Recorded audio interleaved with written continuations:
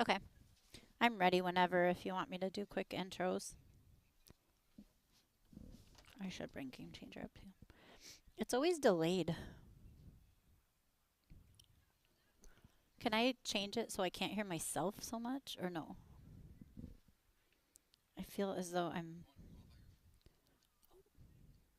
Yeah, are we better? Yeah, I think we're good.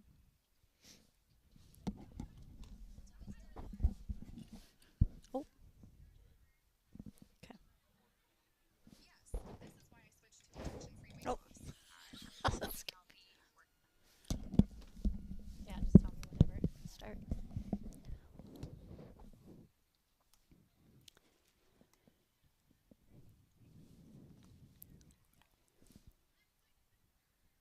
What'd you say?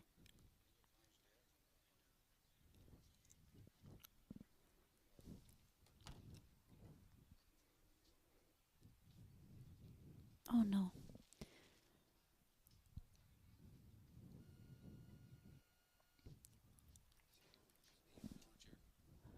I'll stand for now. Yeah, you take it. Yeah, I got this one. Sometimes I like to stand. What'd you say? Is that Jer Bear? Who's a special guest? Bird? Oh, it's St. Mary's, I think. Is she coming? Yeah, that'd be nice. Tatum went back to school too. I was like, she could come with me. Tegan, she doesn't like to do this stuff.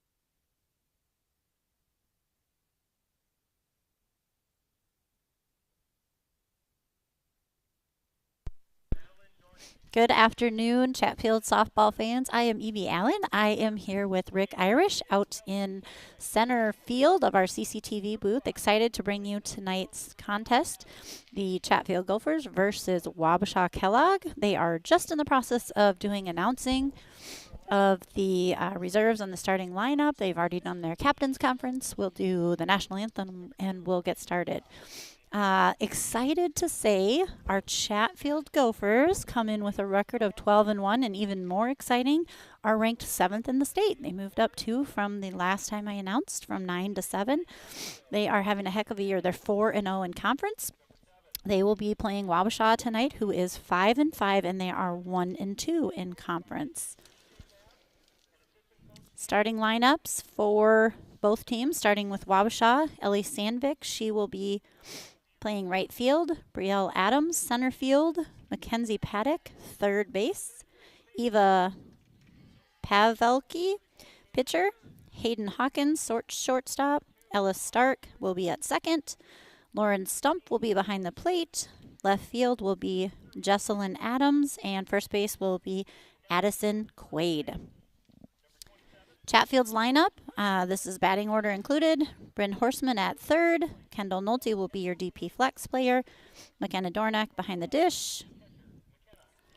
Or I'm sorry, Kendall Knutson in center field. McKenna Dornack behind the dish. Kendall Nolte will be your DP. Grace Finley at first. Katrin Johnson will be on the mound. Britton Ruskell at second. Liv Carver in right field. And Madison Proper at shortstop. And your DP flex twin with Nolte will be Kylie Sin. She will be in left field. Riley Urban, I got a little update on her. As you know, she's been kind of battling an injury, and it sounds like They gave her just a little bit of a release yesterday to start doing some throwing and and a little bit of practicing. It's slow but steady. So I see she's not uniformed tonight, but we have high hopes that maybe in the next few days things will improve. So we'll take a break now for the national anthem and be right back.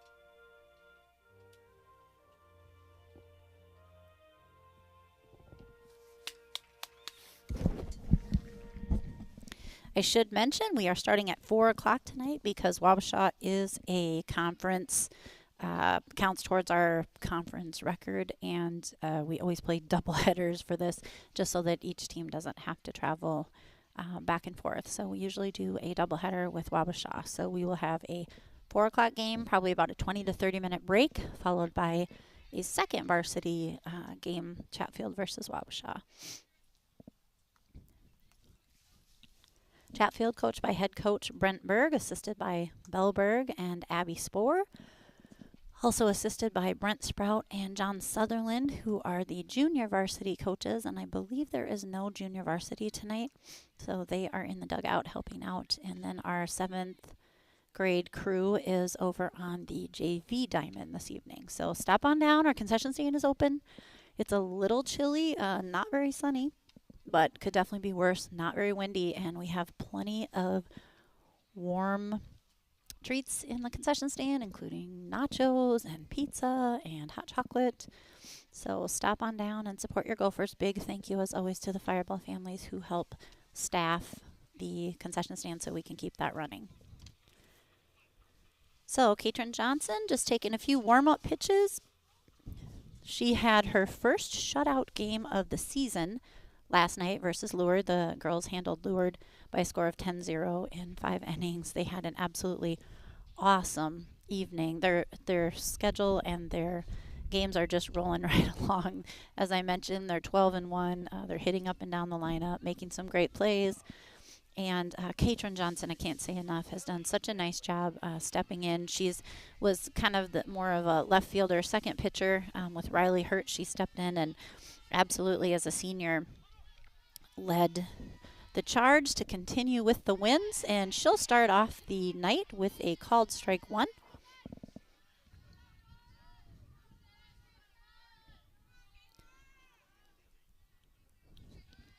I've mentioned this a few times, but if you want to follow, if you're a stat person, and that one's hit to third base. Bryn Horseman with a nice stop, fires over to first. 1 down in the top of the first. Chatfield versus Wabasha. Great scoop, great throw. These Gophers just playing with a lot of confidence in their defense, which really, helps the pitchers feel comfortable on the mound. But as I've mentioned, if you're a stat person and you want to go to Game Changer, we are Chatfield Varsity Gophers 2025, and you can always follow along with CCTV, but you can also follow along on our Game Changer.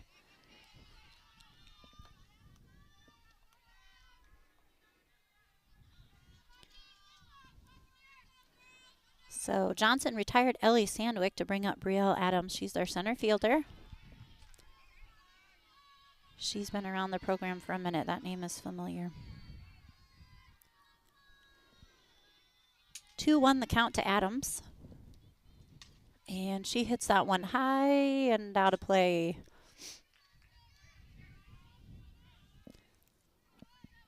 The count will go to 2-2.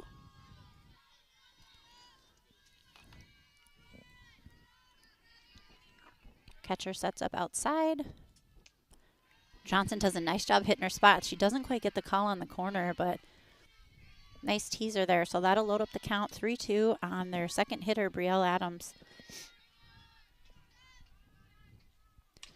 And she sends that one right to the glove of Olivia Carver in right field, who handles it and fires it right back in. Great catch. 2 outs here in the top of the first, and that will bring up number 3 hitter, Mackenzie Paddock. She is their third baseman. Called strike 1. Johnson picking right up where she left off last night, doing a nice job. All business there on the mound.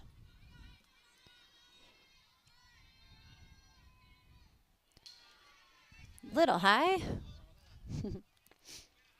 Nice to give them a mix. They never know what they're going to get that way.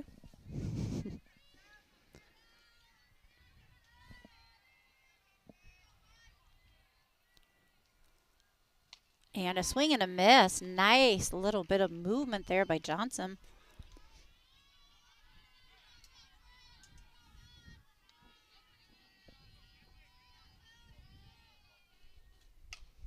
And she sends that one high to left field. Sin is over to the fence. Can't quite make the catch. That'll be a foul. New life for Paddock. And a strike for Johnson. So that'll be a 1-2 count to Mackenzie Paddock. First hitter grounded out to third, second lined out to right field. Let's see what this third hitter's going to do. She sends that one again to the fence, but foul left field. She's definitely a strong pull hitter. This would be a big out here.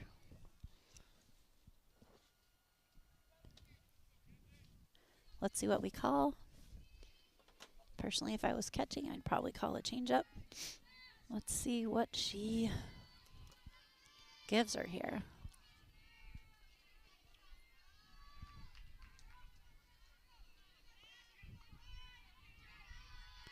Looks like we set up way outside. She goes right down the middle. Swung and a miss, strike 3. So that'll be 3 up, 3 down for Wabasha. Gophers go in to hit the bottom of the first, 0-0. We'll take a quick break and be right back.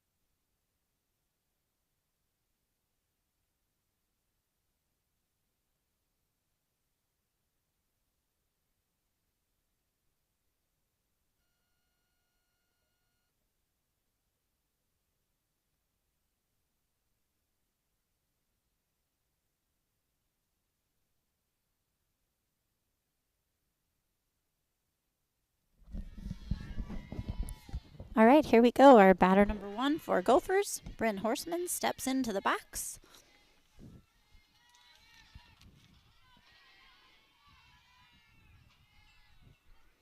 Bryn hitting .350 on the season. Come up with a few clutch hits to hold down that leadoff spot. She's done a really nice job.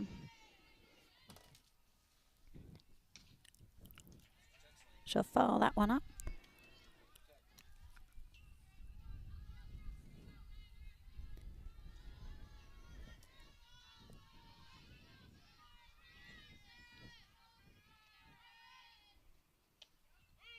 Ooh, just caught the outside corner there for called strike 3. Looks like a cool night. We're going to open up the zone. That's a tough one. I mean,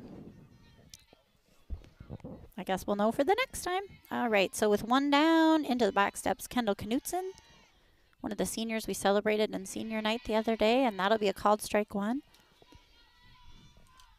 Nice little zip on the ball of Pavelki, I guess. Eva, pitcher for Wabasha, and she does a nice job pushing off of the mound and giving the Gophers a little zip, so that'll be good. And Knutson will follow that one off to the right side, out of play.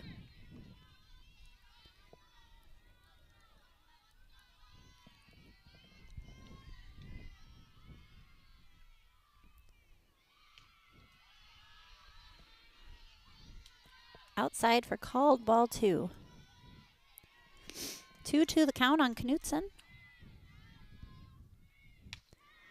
Ooh, and she pops that one up to second base. High pop up, and they do handle that.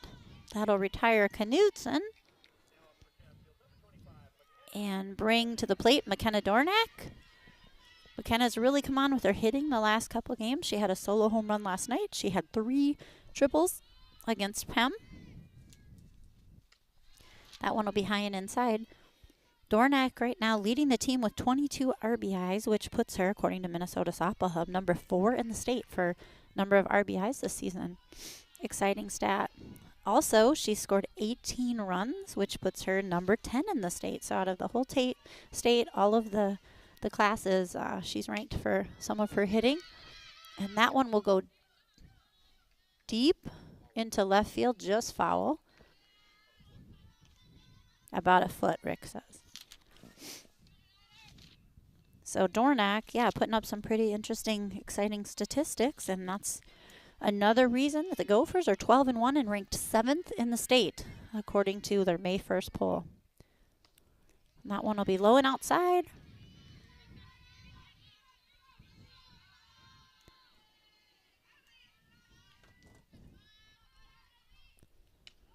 Ooh, and that was high and inside. She'll take ball 4, and she will take her base. Gophers have their first base runner, and that will bring up a fun, surprising story this year of the season in Kendall Nolte, an 8th grader. They've been using her in the DP position, which means she hits, and then someone plays the field for her. She squares to bunt, and we will steal. Nice throw by their catcher. Dornack makes it in time. Good slide. She's in there, but wow, the catcher's got a nice arm.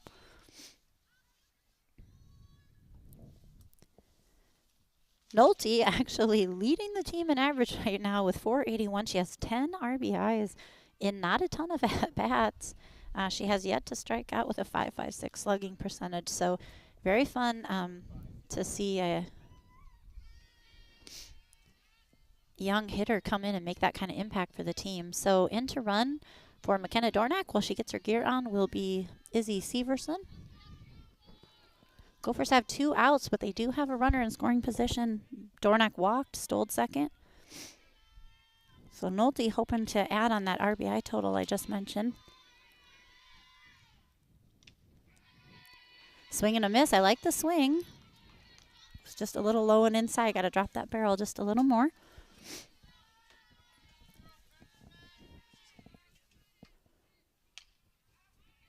Good cut. Follows that one back out of play.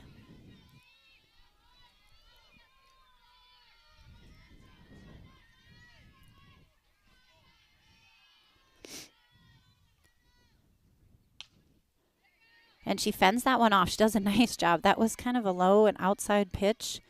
Didn't really want it, but couldn't let it go in case it was called strike 3. So she did a nice job just kind of tapping that one foul. For a young hitter, she has a lot of experience moves. All right, 1-2 the count on Nolte. And she hits it hard to second base. It's a little choppy, but they do handle it, so that'll retire Nolte.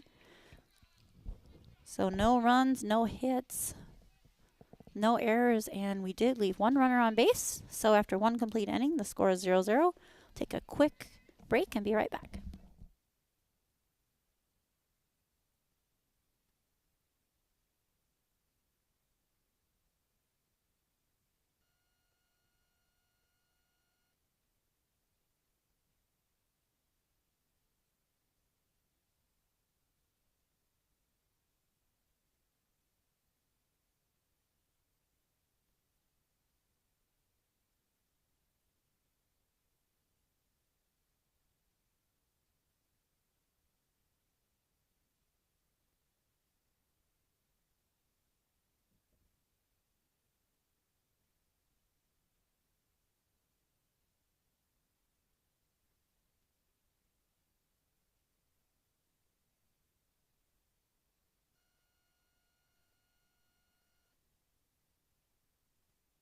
You're good. All right, we're in the top of the second. The pitcher, Eva Pavelki. Pavelki, that's how I'm going to call it. Steps in.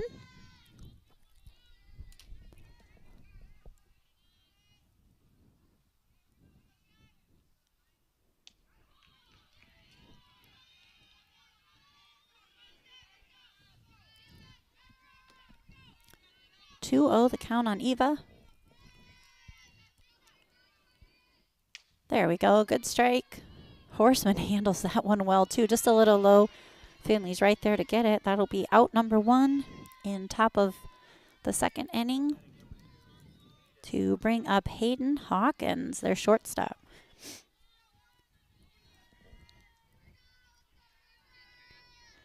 Wabasha doing a nice job getting the bat on the ball, and Gophers doing a great job defensively making those plays.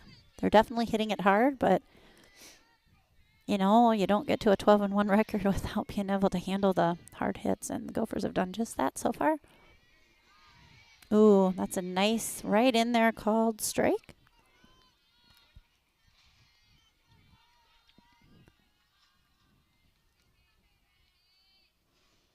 Ooh, that's way outside. Dornick does a nice job grabbing that one. I don't know, Rick, is the sun popping out or is it just getting lighter? I don't think we're probably going to get any sun. I'm hopeful, though. And she fouls that one out of play.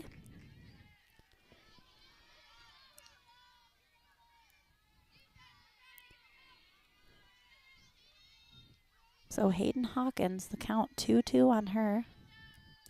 Change up, nice. And she does line drive that one into the gap. Carver hustles over to it, but she gets to second. She's going to try for third. She gets there in time. Nice round the base slide. That will be a triple for Hawkins. Boy, she is a quick one, too. She got around those bases. Carver did a nice job getting to that ball and hitting the cut, but she was definitely in there for that triple. So one out, and Wabasha will have a runner on third base. Ella Stark, their second baseman, will step into the box. And I wondered about that. They're running the suicide squeeze, and they do have her nailed. Pickle.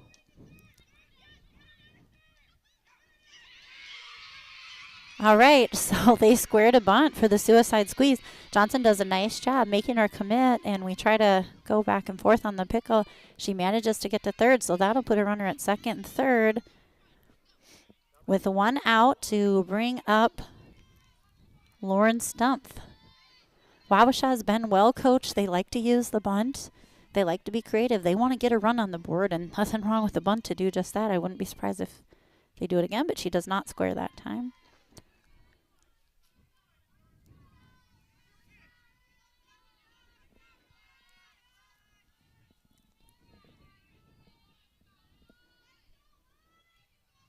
And just like that, they do square a bunt. That one gets past the pitcher. They scoop it up to try to make the play at one, so they score at home, and they fire it over to third, and she's safe as well. So best case scenario for Wabasha, worst case for the Gophers. The bunt just got just under the glove of Katrin Johnson. Not much you can do. That was a nice bunt, almost a slap. And Horseman reacted so quickly and fired that over to first, but just couldn't quite get that quick runner. So that's why you like to lay down the bunts. So Wabasha will draw first blood with the score being 1-0. There's still just one out. And now Wabasha will have runners at first and third. Quick conference at the plate. I don't know if there's a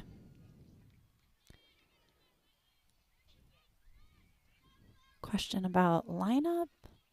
Looks like they're pointing to a card or something. We'll see. Rick, what do you think they're talking about? They're pointing to the score card or the lineup card, so I don't know if they have a question about who bunted. Huh.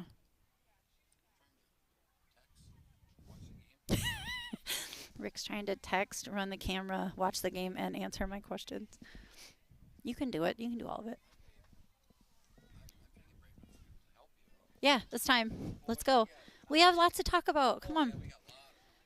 I'm excited to announce that Rick Irish is going to finally debut his announcing skills. He's been running the camera for years, but I've been actively asking him every week. And with Carmen not here, it's time. Just put it on.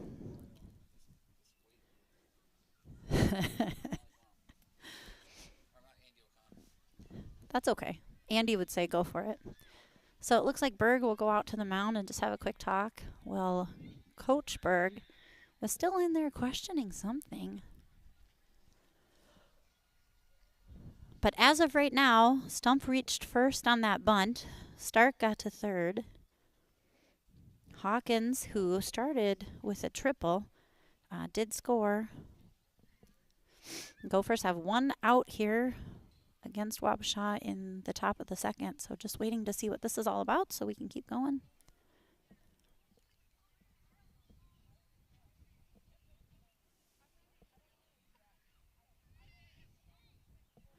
And I can't see, right, because the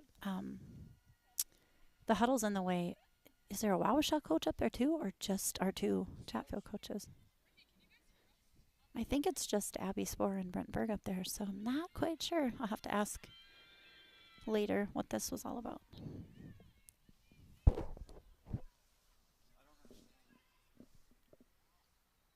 Because it couldn't.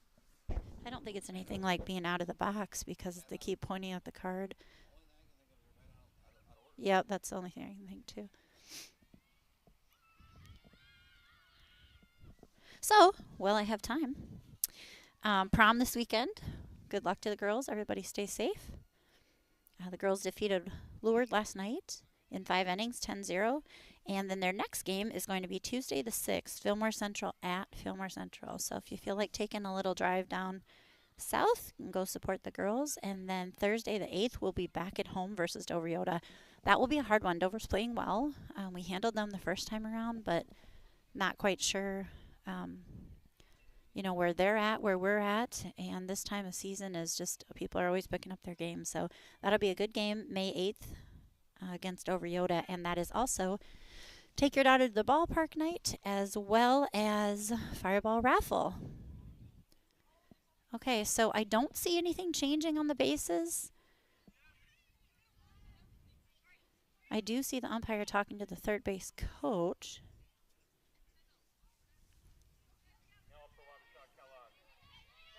So we'll have to ask later, but things stayed as they were, and that will bring up Jocelyn Adams. She is their left fielder.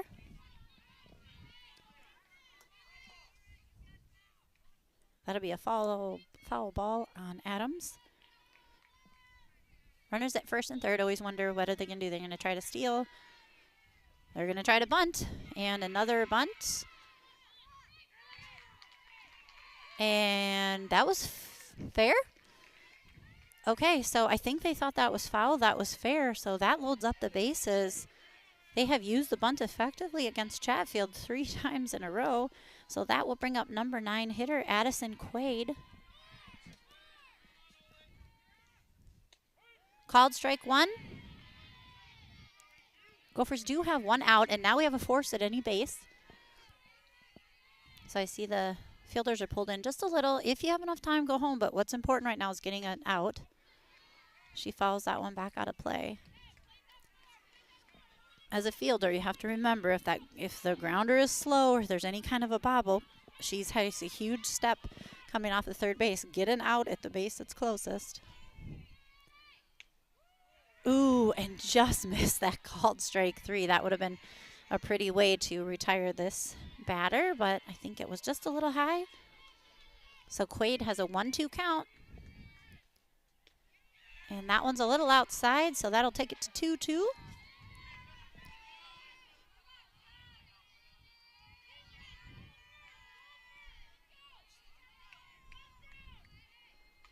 And she fouls that one back. She's battling in there. So this rally kind of started with a big triple in the gap and then 3 effective bunts to load up the bases with their number 9 hitter up. And again, it looked pretty good, but just a little high. She's just missing that strike. So that will add to the intrigue with a full count. Base is loaded. That one goes outside, so we will actually walk a run in. Technically an RBI for Quaid. And that will bring up top of the order.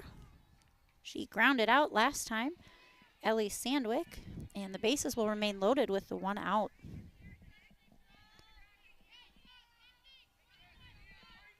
If you recall, Sandwick sent a bunch to left field foul last time. And there's a called strike. Catron comes right back. Plenty of game here. We're just in the top of the second. Gophers aren't used to being down at this point. They've just kind of handled most teams. So this is a good little challenge. Get them excited and ready to go. That one's high and inside. So now they have to make the play. And again, we talked about this last week. Oh, looks like we're going to call a quick timeout to the mound just to discuss. And this is probably what we're talking about. Have in your mind what you're going to do. If it's a slow grounder, as I mentioned, well, we don't want people to score. We have to get it out. If it's hit hard, you have to look and see, can you get her at home? You know, there's a force, so we don't have to worry about a tag. So that adds a little bit to the timing to not have to get it there to get the tag down. If it's in the air, what are you going to do? You know, just thinking through all those scenarios so then when it's hit to you, you're not confused at all and you make the play right away. Because what you don't want to do is give up a run and an out. So if you're the outfield, obviously sac fly is in play with only one out. So you catch that and you fire it in as quick as you can. And our outfielders have great arms. And Olivia Carver threw a girl out from right field the other night on a play just like that. So just being prepared for all those scenarios. Johnson. And interesting, they love the bunt. She squares to bunt, but Sandwick can't quite put it down, so little break for the Gophers there. And Dornack's thinking, okay, if I can scoop it, I can just touch my bag. We set up outside. There's a called strike 3. That helps a lot. Johnson, nice job. Catron, that was a big one. That keeps the girls on 1, 2, and 3. Gives us 2 outs. And Brielle Adams, their center fielder, up to bat. There's a called strike 1 right down the middle. Quaid, Adams, and Stumpf all on the bases. Ducks on a pond. Let's see what Adams can do. She fouls that one back. She's quite a ways behind it.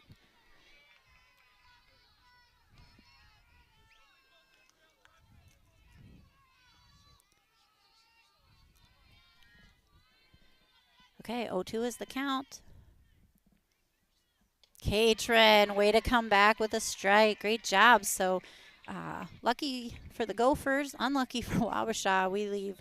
They leave 3 runners on base, and Gophers escape a tight scenario with a couple of strikeouts from Catron Johnson. But Wabasha does manage to score 2 in the top of the second. Due up in the bottom will be Finley, Johnson, and Ruskell. We'll take a quick break and be right back.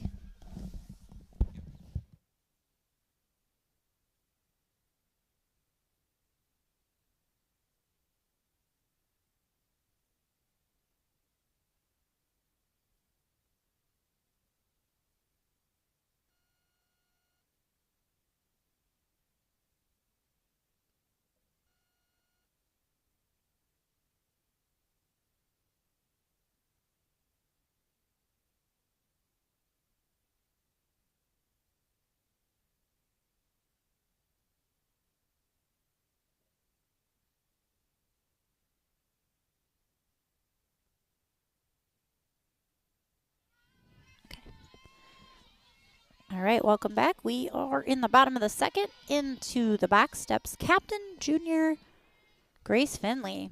In the dirt, Lauren Stumpf, their catcher. She does a nice job back there. Great arm, blocks that one easily. Finley chops that one to the pitcher. I thought it might just get over her glove. It does not quite, so she is retired. to bring up Katrin Johnson. Katrin doing a nice job that last inning, getting us out of a bit of a pickle with bases loaded, coming up with 2 key strikeouts.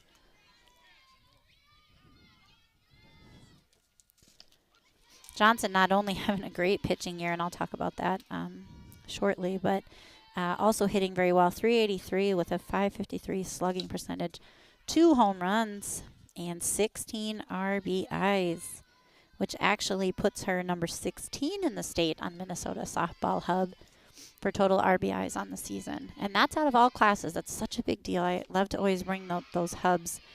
And I guess I jinxed earlier because she did strike out, but she is having a great hitting year. So Johnson will be retired, and that will bring up senior Britt Ruskell. We celebrated Katrin and Britt,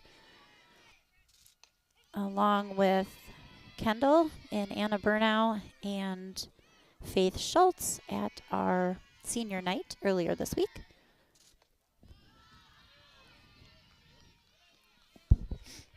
One the count to Ruskell.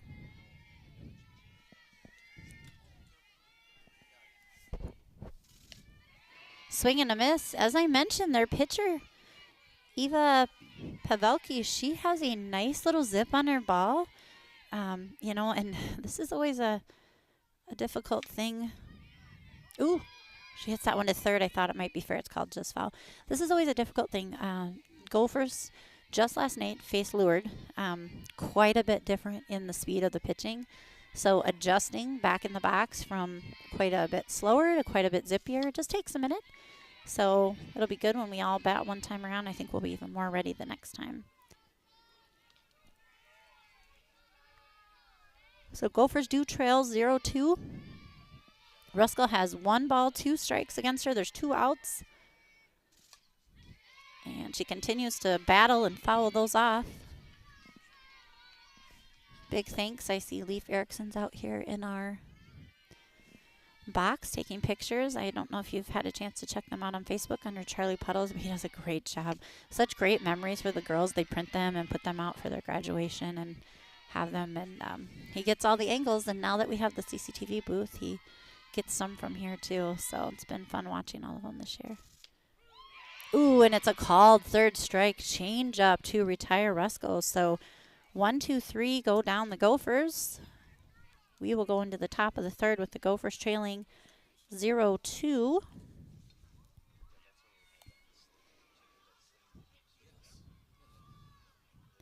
And due up for Wabasha will be Paddock, Pavelki, and Hawkins. We'll take a quick break and be right back.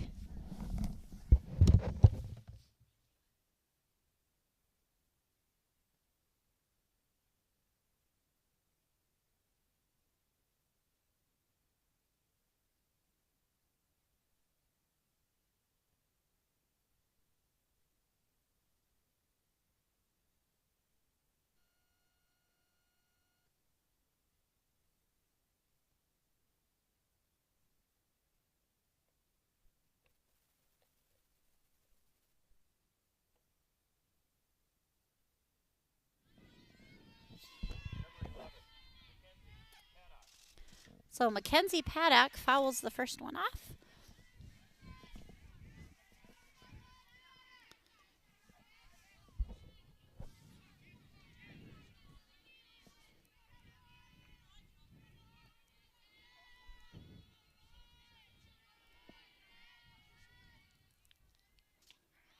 Just a little high, good mix by Johnson.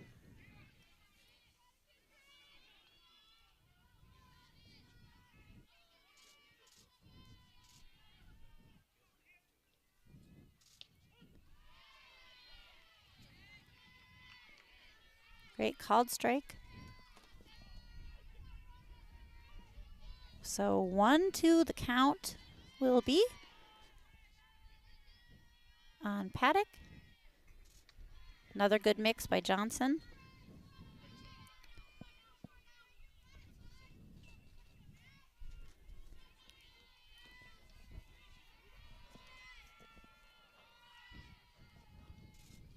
And a swing and a miss. Johnson retires. Paddock, that's a big out, their number 3 hitter, to bring up Eva Pavelka. She's holding down the mound for Wabasha tonight. She's done a nice job so far holding the Gophers scoreless thus far and hitless. Pavelka is 0 for 1. And, oh, Maddie Proper does a great job getting out to shallow center field to catch that ball. It's in her glove, but it almost looks like she trips and she falls down. Maybe just shook her up a little bit. She's walking it off, but she was quick to get to that ball, just couldn't quite squeeze it in. I don't know if she fell on her knee, so Coach Berg's going to come take a timeout and see how she is doing.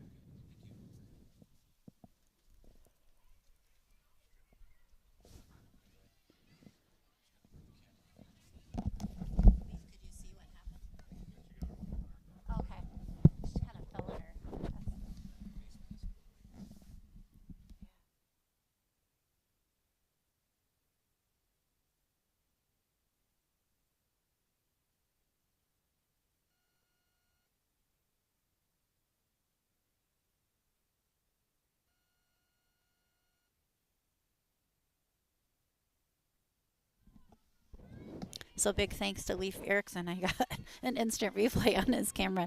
It looked like maybe Maddie just got the wind knocked out of her, but great effort by Proper, and so that will put a runner on first base. Looks like we're going to steal. The ball skips over Maddie Proper's glove, so they will gain second base. With one out, they put a runner in scoring position with Hawkins up to bat, if you recall. Hawkins had that big triple her first time at bat, so trying to keep her away from that.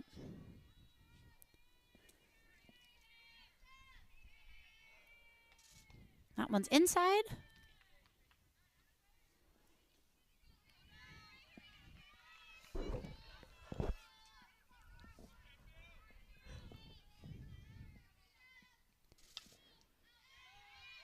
A great pitch by Johnson. She will follow that one back behind the backstop. That'll give Johnson 2 strikes on Hawkins.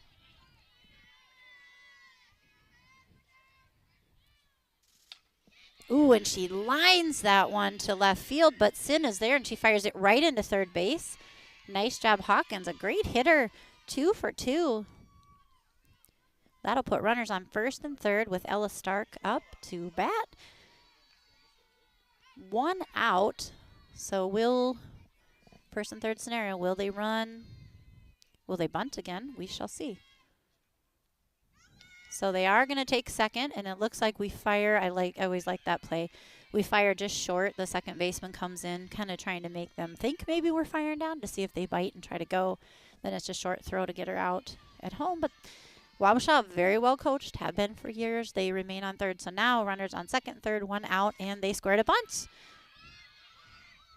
And once again, they reach first. We try to have her commit at third base. She goes back. We fire. It's not quite in time. So that will load the bases again to bring up Jesselyn Adams. Same scenario we talked about before. Any base, but we have to remember if it's a slow roller, some of these bases get a big jump. So make sure you're getting it out somewhere.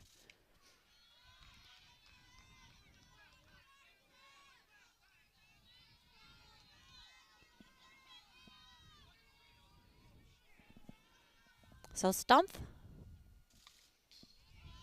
in the box for Wabasha.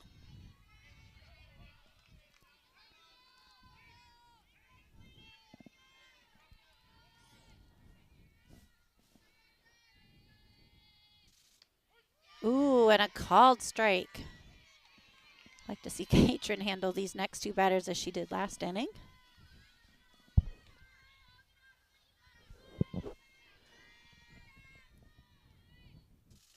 Ooh, she fouls that one away. Just protects. Katrin did a nice job jamming her up there. Just ticks it enough. 1-2 is the count on Stumpf. She's 1 for 1. She had a bunt base hit last time around. We set up outside. And a swing and a miss. Johnson comes with another big strikeout at a key time that will retire Stumpf and bring up Jesselyn Adams. So bases loaded for Wabasha. They're hoping to knock a couple in here. Gophers are hoping to hold them outside ball one. Hoping to hold them on the bases as they did last time they had that bases loaded scenario.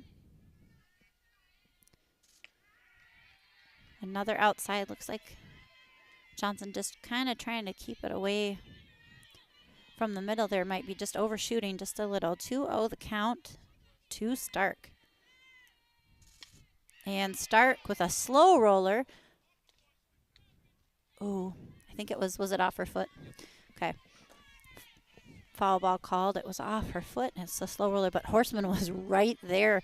She's got cat-like reflexes. She grabbed it and already had it fired before they could call it. 2-1 the count. Just over the fence, out of reach of the Gophers, who hustled over there.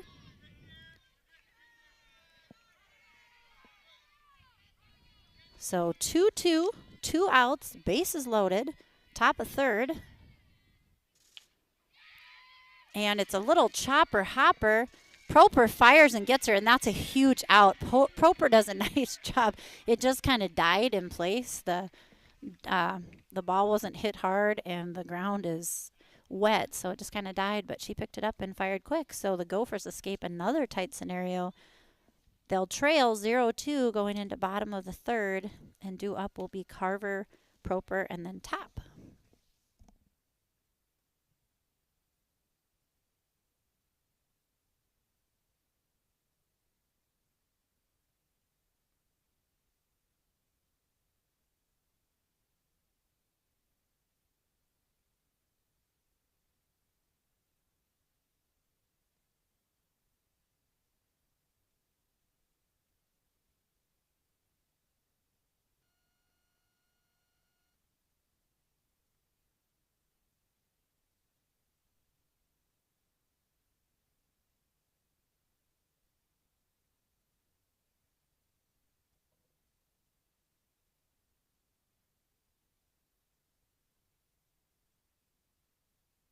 Deal.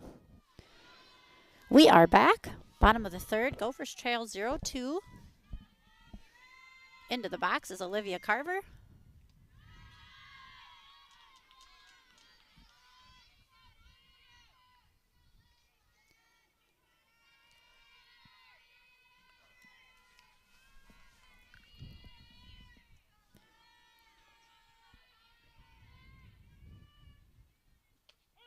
There's called strike one. Just kind of on that outside corner. She didn't like that one quite as much.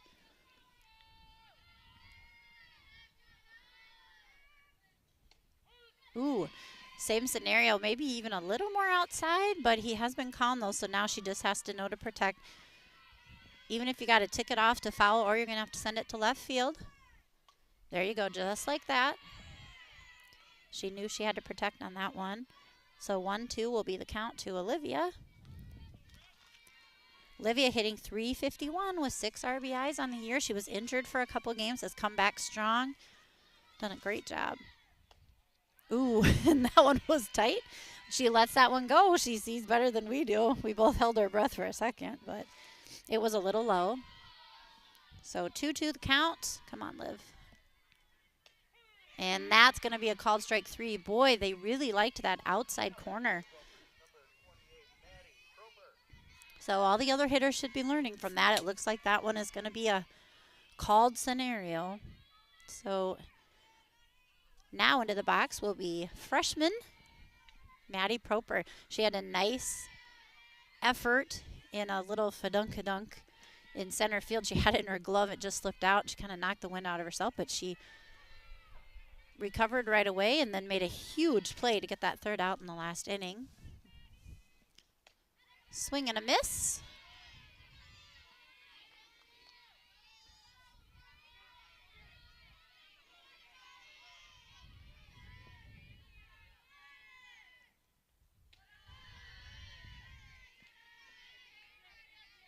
One thing I've noticed about their pitcher, Pavelka, is she does not wait long in between pitches. She is all business. She throws, oh, nice change up to get Maddie swinging on strike two. She gets that ball back. She takes about a 1 second break, and she's back on the mound ready to throw. She's a quick pitcher.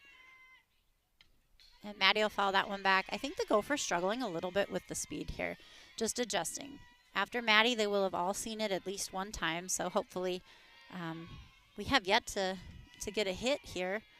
Our only base runner was Dornack. She reached on a walk, and that'll be a strikeout against Proper. And we will start again with the top of the inning with the Gophers having 2 outs in the bottom of the third. So you can tell just the speed is throwing them off a little. And as I mentioned, she's got a nice zip, and she's got a changeup. So Gopher hitters are being challenged here, which is a great thing. The further we get into the season, the more we want to be challenged. It's all about getting ready for tournament time, which I think I mentioned. Dan Schindler stopped in the other day and said that the first tournament game will be May 19th at home. Well, it's to the high seed, but with our record, even if we would lose the next few games, I think most likely we're going to be in the high seed scenario. So 19th will be at home, and then a change. Usually the second game is also at the high seed, but this year they're going to do the 22nd and the 27th. Those next rounds will be played in Rochester, which we did last year just because of weather, but this year I think they're just going to have everyone meet on a neutral site, which is kind of nice. 1-2 the count. It's a line drive, but it falls short into the glove of the second baseman. So Gophers skunked again. No runs, no hits, no errors. We did not leave anyone on base. We're going into the top of the fourth, and the Gophers trail 0-2.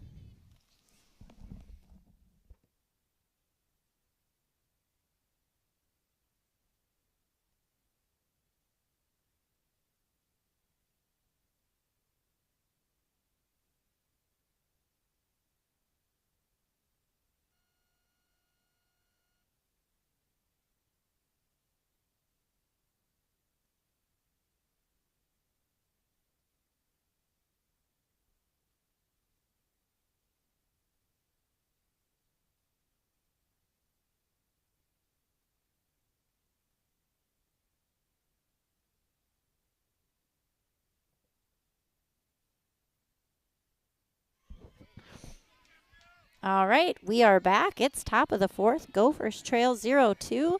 With me now, not only on camera, but on the microphone, is Rick Irish. Thanks, Rick. You're very welcome. He's been doing camera for years. Wrestling, football. Do you do basketball? I used to. Basketball, softball, baseball. And I'm the first one to get him to get on the microphone. So he knows a lot, and we appreciate everything he's done for CCTV. And it's a lot more fun than talking to myself. So thank you. Oh, you're very welcome. All right, so Quaid is in the box. She is 0 for 0. She was the one that had the walk the first time around. She's their 9th batter, so we will be at the top momentarily. And she's in a 3-1 scenario.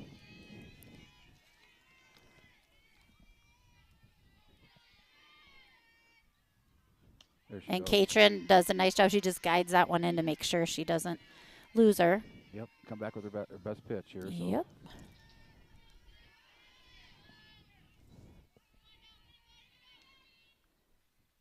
Ooh. So she'll take her second walk of the game. And that will bring up Ellie Sandwick. This is the top of their order, the right fielder. She did strike out. This was one of the ones that struck out in that loaded base scenario. And we'll this scenario here right now, Brent should be moving up, get for the bunt. Yep, and she does exactly what you said. She squares the bunt, but she fouls that one off. And also just cheating just a step towards second, because they have challenged us on the seal almost every time. So until we throw one out, they might just keep going. That's what young, aggressive coaches do, and they have one. And I think that's still DJ Babb. She was an outstanding softball and volleyball player, and she played volleyball. She was one of the best liberos to play volleyball at St. Mary's. I don't know if you knew that or not. No, yeah, she set a bunch of records. And she's a good coach too, so she has them. She has them hopping. A little chopper to left field. Foul ball. And she's involved in the summer program too. Yes, Yeah. she has done a nice job stepping in and helping summer, helping in the spring, and it's just that like young energy, just recently out of college, that kind of gets the girls, and she has them playing well. They have a tough schedule too, and they're a small school, in our conference, but they're always. I just always think they're a challenge. Well, that like they keep the same system. So when they're little, Yep. they know the same system moving all the way up to high school. So that's Yes. good. Ooh, and that's a line drive up the Good middle. So that'll Yep. advance Quaid to second, and The girls need an out right here. That's all they need. yes. So Sandwick will have her first hit. That'll bring up Brielle Adams. She's their center fielder.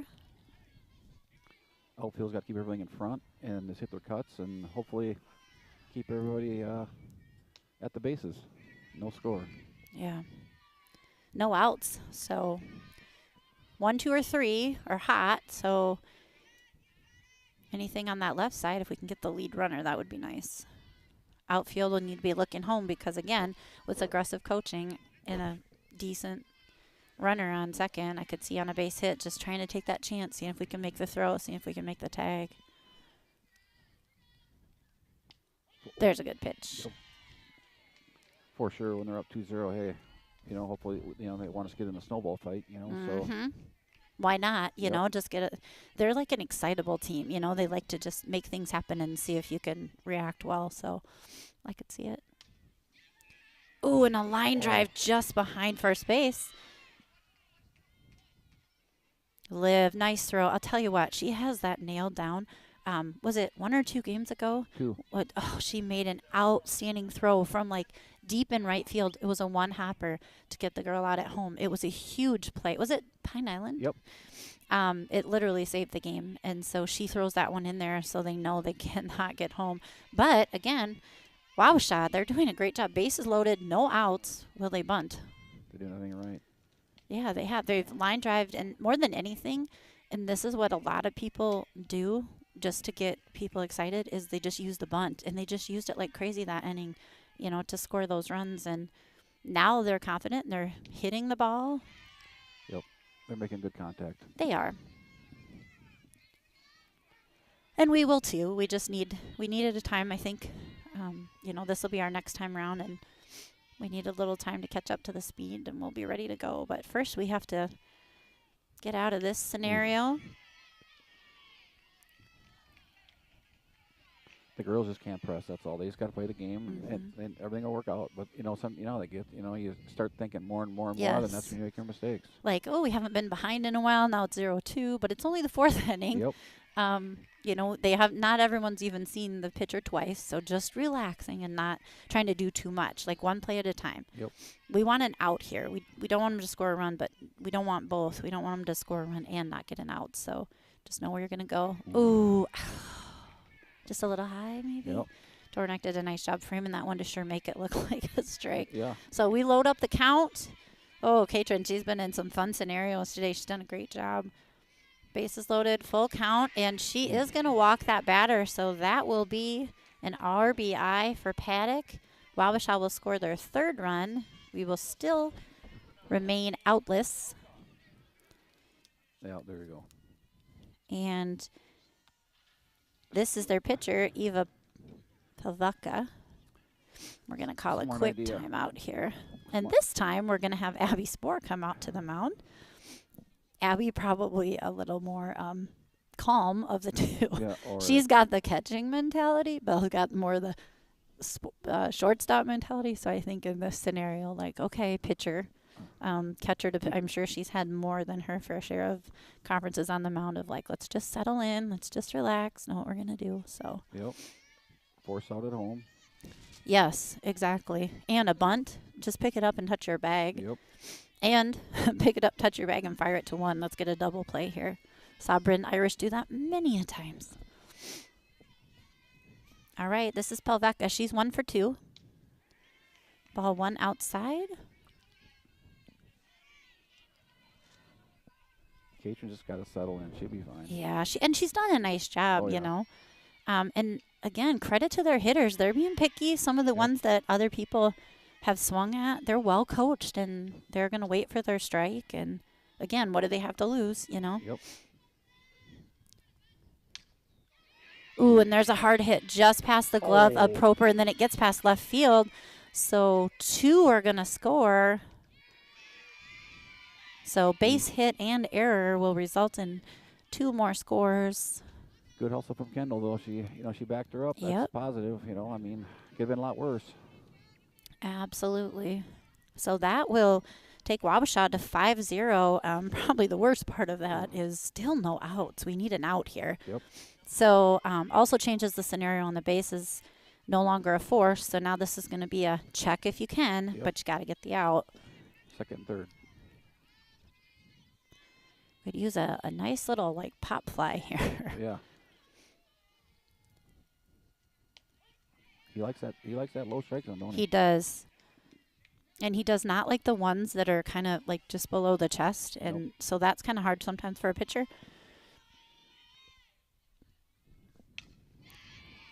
So to shortstop, she makes the right was play. smart. Yep. As always, at third base, if you're well coached, you got 3 or 4 steps off. It bounces once. Can you get her and can we make the tag? It's better to get the out. So they will. That's an RBI for Hawkins. That'll take them up 6-0. Yeah, Maddie, she did the right thing, though. She checked Yeah. her. She goes, I can't make the throw. So Nope. it went to 1. And it's no use going after her because she wasn't quite far enough. And again, well coached, you know. So with no out or with 1 out, they hit. And now they're thinking about bunting Yep. and just kind of keeping us on our toes. Corners need to be ready.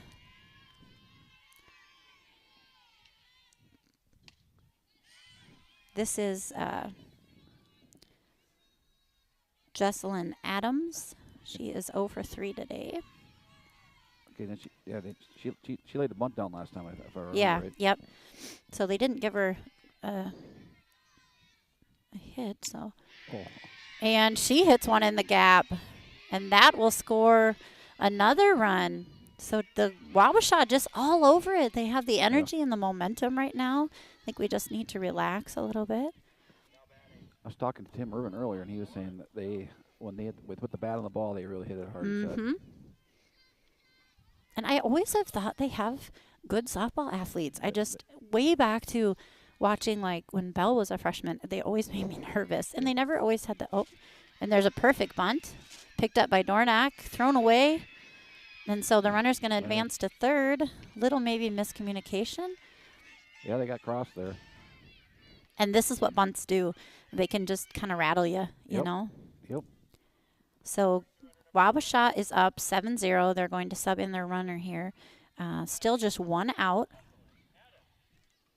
The key is they need to get another out. I mean, Yes.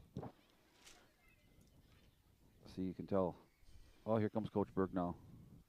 And, you know, we may want to, I would assume, maybe just switch up the pitching, just give him something different to see. I see he was warming up another pitcher. I don't know if he's going to pull the trigger yet or not. I But see Cajal. She's putting the mask on right now. And I think 2 things. 1, we need to switch it up. 2, we have a whole nother game to go. And I text Nicole Johnson because way back in the day, I don't know if both coaches agreed to this, but it used to be when we did this doubleheader, we agreed to 5-inning games. But we don't do that anymore, I guess. So we're doing 2 7s. Oh, okay. So that makes it even longer. So you have to definitely try to preserve and figure all that out and even be thinking about, okay, this is just the 4th, but, you know, we have a game and a half still to go pretty much. Well, here's the deal. If Cajal can get settled in, throw strikes, they have to readjust to her too. So, Yes. So hopefully, Yeah. Sometimes it's just giving them a different look. Yep. And a different speed and a different spin. And so I think this is exactly what I would have done. I don't know about you, but no, I would have. We used to even like Zaley Boyam. Like I said, Yep. she threw her slower, but you know what? Yeah. They had to readjust, and it was like, hey, Yep. they're hitting the road every time they're swinging. It's like, hey, I you're doing your saw job. 2 years ago, Peyton's team was playing like the number, I'm not even kidding you, like the number, I think they were ranked like 10th in the nation. It was St. Benedict's. Yep. And he started our fast pitcher, and in the second inning brought in the all she pretty much throws is changeups, and brought her in. Yep. And I'll be darned if she didn't beat the number 10 team in the nation with her slow pitching, because they could not, no matter. And she knows that's her like signature thing. Yep. And Izzy, she's a senior, so shout out to her. But they could not adjust to it, and Nope. it was the craziest thing to watch all these All-American hitters struggle. Yep. And she defeated the number 10 team in the nation with her speed. So I think it's a great strategy. And Cajal has speed too, but Yep. just a change sometimes is nice. Different look. So we're gonna start with Ella Stark. Ooh. She is 0 for 1. Ooh, and I'm sorry, I looked down. What happened there? The runner on third, she scored. From The ball went off of, hit the dirt, hit Maddie in the glove, and went out. Oh, we were trying to throw down for the steal? Yep. Okay. So they'll score, so that'll be 8-0.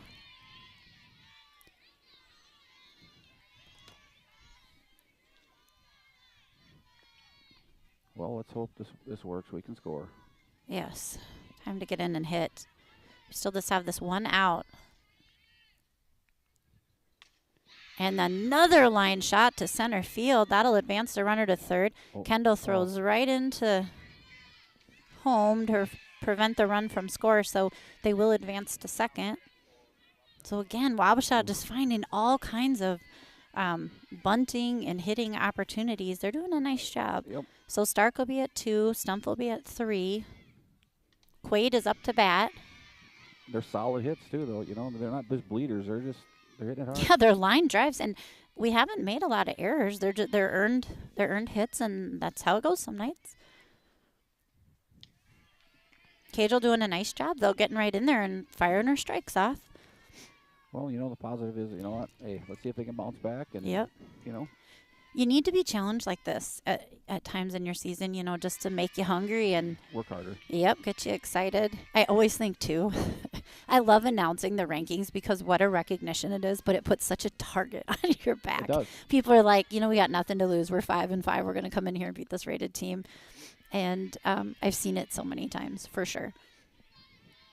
You know, honestly, these girls don't know, you know, being ranked, you know, because, you know, like I said, we always started from the bottom. We were going up. Exactly. And now all of a sudden it's just crazy, you know, the notoriety they're getting in the rankings and everything, all deserved, but like just balancing that and not letting it make you like too nervous or play too tight. Yep. Exactly. Just go out and have fun. Play the game. Absolutely. So 2-2 the count on Quaid. That one's a little in the dirt. Gets by Dornack, but she hustles to it, so no play at home. That loads up the count. Runners at 2 and 3, 1 out. 8. The Gophers trail 0-8, top of the 4th. We play 7, so we got plenty of opportunity left, but certainly we've dug a little bit of a hole. I never worry about that. I would, if I was in the dugout as a coach, I'd say we had room there, and it actually creates a better scenario walking her because now we have a force at any base. And that'll bring us back again, though, to the top of the order. This is their 4th time around. I don't know what it is about that 9-hitter, but I think we've walked her 3 times. There you go. And we should expect it at this point. They love to be risky and to challenge us on the bunt. We haven't really reacted with a lot. Nope. So they squared a bunt. They're top of the order. So I wouldn't be surprised if they don't do it a second time, but nope. Then they turn around. That's a called strike 2. Yep. We'd really like to get this one out. Oh, Come huge. on, Cajal Jane. Can you imagine what she's going through right now in her head? Just an 8th grader's done a great job stepping in and pitching on the varsity. It's so crazy for me I just remember she literally was like raised on a diamond. So to see her old enough now that she's in a varsity game, composed and mature, doing a great job. Oh, and that one goes off the glove of Maddie Proper. Probably going to have to call an E6 on that one. In front of her. Yep, and just kind of played it off the side. So that'll be an unearned run to take Wabasha to 9. So Gophers will trail 0-9. Maddie, like I said, she's usually automatic. I mean, she had a good dome ball season, and like I said, it's surprising. Yep. And that one took kind of a scary hop, and Yep. it's, you know, it's kind of a natural instinct maybe to pull back a little bit, but just kind of knocking it down with your body. Try to keep everything in front. So still just 1 out. I just feel like this has been the longest inning in history. There you go. Okay, this one to second. Good. All right. Britt gets the lead runner. And again, that was a slow roller, but she's a seasoned player. She saw the lead Quick from the release. beginning. Yep, quick, and knew she could get it there. So that helps score that last run. And it gives us another out. So now we have 2 outs. And this will be Mackenzie Paddock. Oof. Good location. Yeah, Cajal, she's just in there having fun. Yeah, she's doing her job. You know, we just got to make the plays. And she's doing her part. yep. Yeah, she's been brought into a couple really, as an 8th grader, really stressful situations and has performed every time. I've seen her do a great job. She pitched for us this summer, too. She always came up with a smile on her face. Yeah, she's a gamer. 0-2 the count. Oh, and that one just off the pitcher's glove, but it ricochets just enough that Britt can make the play. Thank goodness. Oh. That bleeding has stopped. Yes. That was a tough inning. Just, I mean, a couple maybe mistakes, but honestly, just some earned hits, and they just caught up with our pitcher, and that's how it goes. So Gophers have a lot of work to do here. Yep, they do. You know, like I said, you know, the second time around, it's going to be a charm. Yep, 0-9, And bottom of 4. We got McKenna. We got McKenna coming up. Yes. So 3, 4, 5. Yeah, because Kendall was the last out, right? Yep. Yep, so we'll go Dornack, Nolte, and Finley. We'll be right back.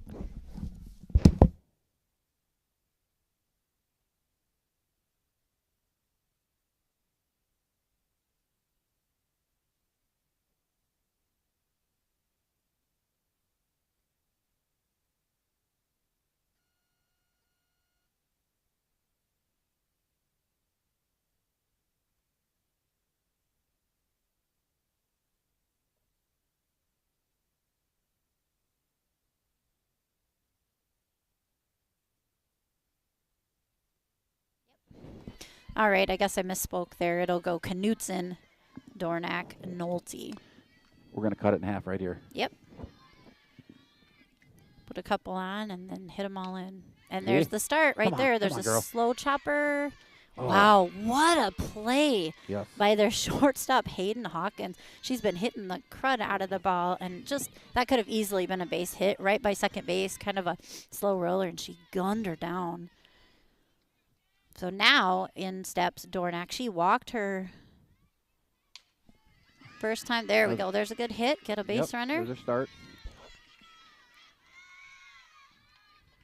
There's our start. And that will bring Nolte in. She had a nice hard hit ground ball to second, but did not reach. So she is 0 for 1. Now we got to be smart. We got to take one base at a time. Yes.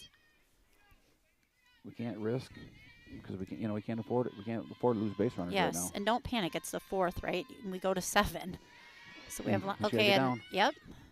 That catcher has a nice arm. That was not easy by any means. She bobbled it, and Dornack took the opportunity. But even with the bobble, she almost threw her out. Yes. And McKenna, she slides late Yep. all the time. It's like, oh my gosh, she's gonna wreck that ankle. Yeah, I know. She gets into that base hard. And Nolte with a double. A stand-up double by 8th grader. There you go. Kendall Nolte knocks in Dornack, left center. Nice shot. So this is the beginning. You got to build on some momentum. Yep. It all starts with a big hit or two, and that's what we saw there. So Gophers finally on the board. Trail 1-9, and that will bring up Grace Finley. Grace struck out her first time at bat.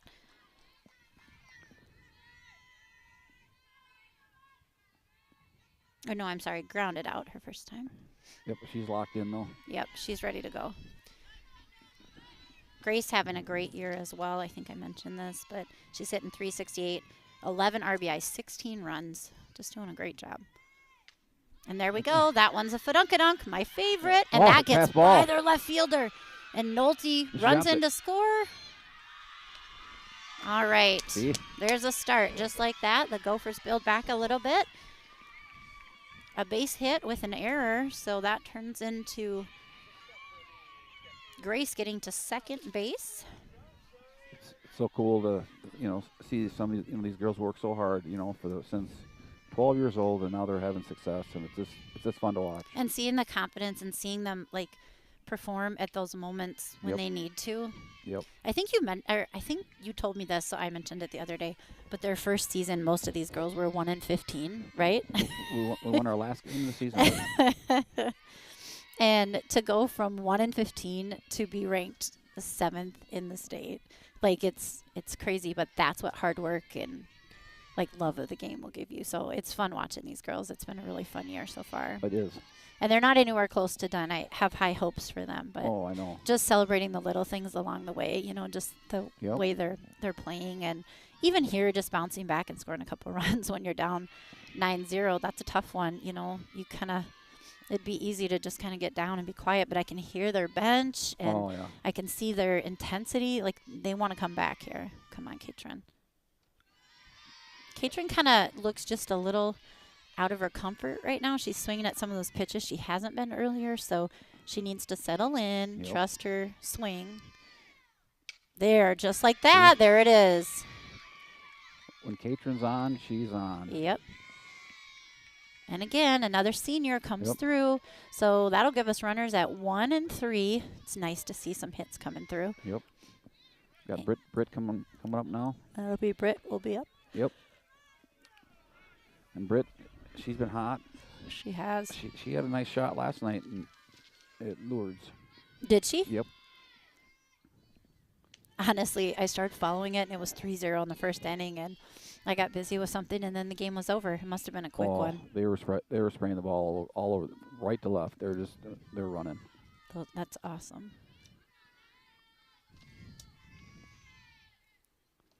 And that one's in the dirt, so we're going to take a shot, as we should, go to second base. And like you said, too, they played Lourdes last night. The pitcher was way slower, and now they're coming to readjust. I mean, it's hard. We like fast pitching, but Yes. when you get kind of lulled with the slower, it does take a minute for your bat speed, and you can see now that they've adjusted. Yeah, because slower speed, you have to get up in the box, and sit and wait on it. Yeah. And now it's just the opposite. Yeah, I love this pitcher. This is the kind of pitcher you want to see before a tournament. They're zippy. For sure. She throws strikes. She's not all over the place. You got to get in there and hit the ball. I don't know if she's I think she had one walk so far. Oh, and there's one just over it. Oh. Go, go, go, go, go, go, go, go, go. Hurry, hurry, hurry. And what another Fadunka down. Yes. Just over first base. And honestly, great effort by second. They laid completely out. It was like an inch from her glove. I'll take 5 more of those. Oh my gosh, yes, but great job by, again, another senior coming through at a big time to score, Katrin Johnson. Yeah, like I said, I mean, I'm surprised. Like the faster pitchers, though. I mean, I'm talking from summer to dome, the girls attack the Yes, fastball. I think it's better, and they know when it comes off their bat, they hit it harder, but it's just the adjustments all the time. So now up will be Olivia Carver. And here we go. That one lands just fair down the left field line, and a stand-up double for Carver and an RBI. And the girls are on fire all of a sudden. It's so fun to watch. Yeah. So just like that, I don't know, Rick called it. All of a sudden, 5-9 with 1 out. Carver on 2. Up will be Maddie Proper. Everybody hits is the cheer that you like to say. No, like I said, these girls they won't give up.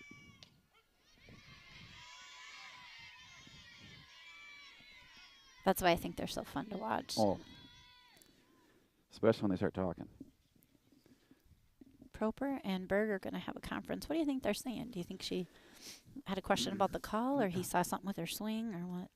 I don't know. Because I think he saw her swing, and then I wonder if he says, "Are you all right?" That's what I thought. I mean, Oh. Maybe. Do you think she's injured from Well, what I learned from His right is. John Cheetah is you can sub out in the middle of a count, so if you have to. It looks like Oh, she's shaking her the right. hand. Yep, the right hand. Did she hit a foul on that last one or just a No, swing? I'm wondering if when she landed on her arm there, and I wonder if that's the stinger. Ah, shoot. Yeah, she landed hard. And that's a low one inside. Boy, that pitcher throws that pitch. It's a nice. We can't quite lower our barrel quick enough, and it kind of curves, and we're struggling with that one. So she has a nice pitch in that. And she drops her third strike. She does fire down. So Liv says, okay, I'll advance to third. Nice base running by Olivia Carver.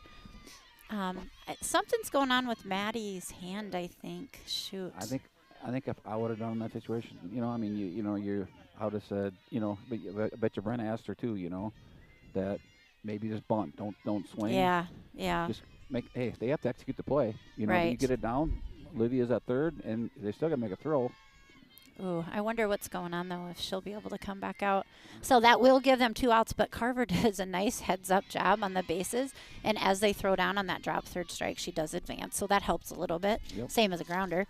So with 2 outs, that'll be Bryn Horseman. We're back to the top of the order. Bryn is 0 for 2, so she's due. She's going to get a hit right here. Just as I thought. Oh, what a diving play by the second baseman. That was insane. That was a big time play. Boy, they have some good. And if I was Bryn, I just feel like I got robbed. That just as easily could have been a base hit. What a play! Oh, she was wheels down that line too. And as a coach, I would say there's nothing wrong with that hit. Just keep hitting those. Those will get through. But Gophers building back huge from an 0-9 deficit to 5. To 9. I wonder if they're going to talk about shortstop. They cut it in half. What we want to do here. So I think they're probably going to put Johnson in at shortstop. It looked like. Yeah. Well, okay. So that flex. See, they flexed with. Well, no, that changed everything.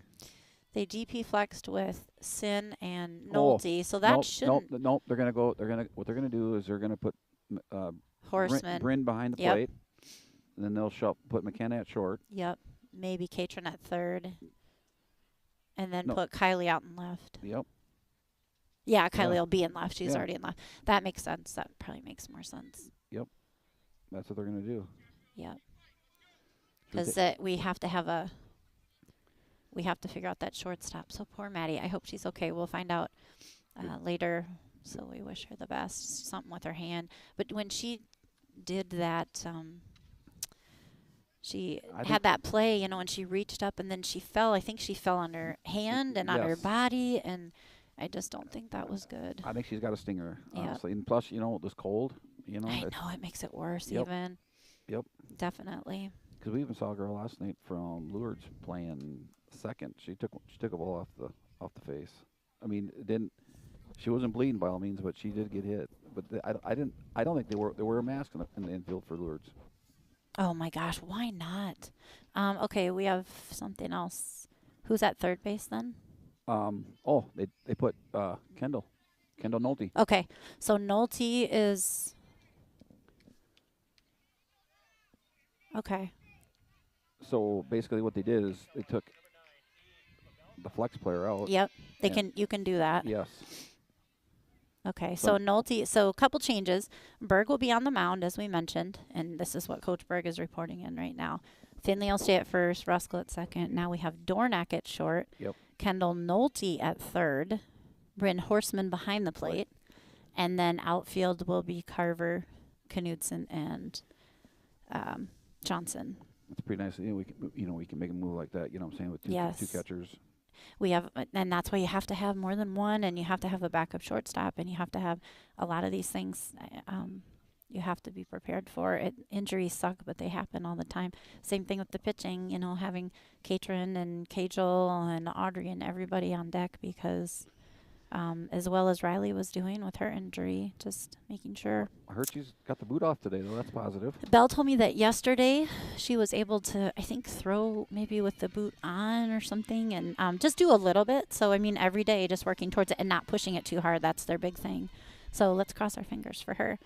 So Paveka The pitcher, she is 2 for 3. She's having a great day hitting. She will be in the backs. I think we've made all the adjustments. And you're right, it's getting cooler out here too. And low and inside. Yes. That'll be 2-0. So just focusing in on all these batters here. We can't afford any more walks. So.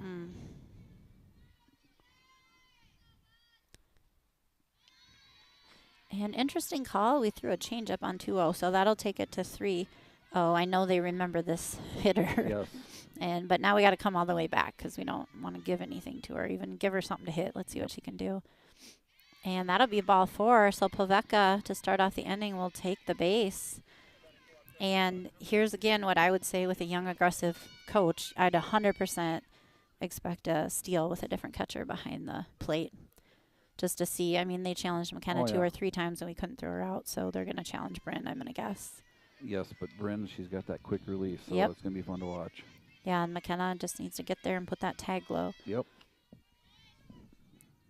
So Hawkins will be up. She had that big triple. You hit that gapper right over here last And then time. she had the gapper. She's a great hitter and a great shortstop. We've seen her make a couple key plays today. I'm surprised. Good called strike. I'm surprised that we're not readjusting our outfield, though, because, I mean, they hit the gap, and that, I mean. Yeah, they fit the gap twice. Yes. Just maybe a step or two. Be ready. Ooh, she wanted that one bad. Nice change up, Kajal. Big hitters like that, they see those coming in. They think, ugh. Oh, here comes the beach ball. Yep. 1-2 the count. Nothing too good here. And she has another line shot. Knutson handles it, gets it fired in. So that'll put runners on first and second with no outs. I'd like to see us get an out here before we load up the bases again. Like a 3-1. That'd be sweet. Yeah. Hawkins is or a line 3 drive. for 4 today. She's a good little hitter. So this is Ella Stark. She's 1 for 4. Ooh, and there's a deep fly ball. Knutson picks it up, and they tag up to score or to advance. Risky move. I think if we wouldn't have got our glove on it, we would have been maybe close to throwing her out. So maybe just letting that one go through. But I love the out. Good catch, Kendall. Good job. So now they will have runners at 1 and 3. We have 1 out, and Stumpf will be up. She is 1 for 3 today. Yep. They'll steal without contention there, Smart. which, yeah, we don't need to throw down and give up any more runs as we build back. Now, infield, please check your runner as much as you can, but get an out. Watch hands. You never know here. Yep. Yeah, I would fully expect that. That's This is a good scenario. Yes. Britt. Because anything really almost out to the green, they're going to take a chance to tag up. But it's given what Britt threw that girl out at home before, they're not going to take that shot. So good out, Kajal. Good out, Britt.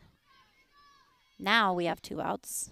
Not worried about checking the runner. Just get the out. Oh, good changeup. Boy, Kajal's changeup's on tonight. Oh, it is. And it's dropping right at the end. So it's just really, those are the ones you love. This is so awesome to watch her at this. You know, I know it. She's just she is. She's getting more confident. I know. It's going to be so fun. We've got some fun years ahead. And she is very settled. Like, she doesn't look nervous at all to me, which I really appreciate given that 8th grader in varsity, like, that's hard. And she's done a good job. Swing and a miss. Here we go, Kajal. 1 closer. I just remember that little girl tagging along everywhere. Hey, will you play catch with me? And now here she is on a varsity mound. It's just so fun to watch. I know. Time goes fast. Yeah. We get old. Oh, that's truth. Ooh, good mix. I like that. We don't want to give her anything too good. But now we're at a 2-2 count, so don't push too hard. Infield, just make a play. Come on. Ooh, and that one gets past the catcher. Ooh, good effort there. Good effort. Dornat grabs it and tries to take her herself. Horseman. Or Horseman, yep, tries to take her herself. The feet must have just beat her there. So Wabasha will put another one up, so the score will be 5-10. We're in the top of the 5th, so Gophers have 3 more opportunities to hit to build back on this deficit, but they're hoping not to let any more runs. We'd like to we've filled up the count here. And that one is going to be handled by Knutson. Nice job. Oof. Good. Good job. So just like last inning, we just got to keep building winning innings, building back the runs. We'll be fine. Yep. But Wabasha came to play. Yes, they did. Their base running is excellent. I would definitely want to tell DJ Babb she's got them playing really well. They're very aggressive. They're aggressive. Their defense, we've seen them lay out, make plays, know what they're doing. Their catcher can throw down well. And this is a great team. So I'll be interested. They're 1A, right? Yep. So I'll be interested how far they get. Because a couple years ago, they made it to state. Last year. Was it last year? Yeah. Yeah. Yeah, because I watched them last year. Oh, you did? Yes. So, yeah, they're fun to watch. Okay, we'll take a quick break. I'll be right back. All right.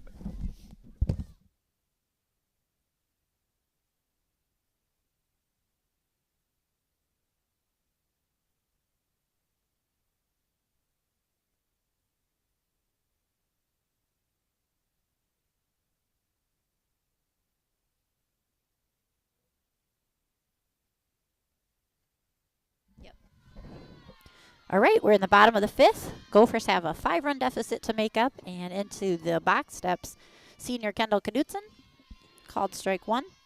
She's hot, too. So. She is. She's had a great, going into today, she was hitting .429. She's having a great year. And she's having fun, too. She is. Every time I see her, she always had that smile, Yep. It's like she's enjoying herself. Yep. And that's how it should be, especially her senior year. Ooh, you know what? Oh, did they touch it? I can't. Nope. Nope. So that was just a high pop fly right in front of the plate. The catcher didn't get out there. The pitcher didn't get to it. So if they touch it, it's fair. But, yeah, it landed and then it rolled foul. Shoot, that would have been a base hit. I saw that pitcher put her hand on. I'm like, oh. I know. That would have been nice.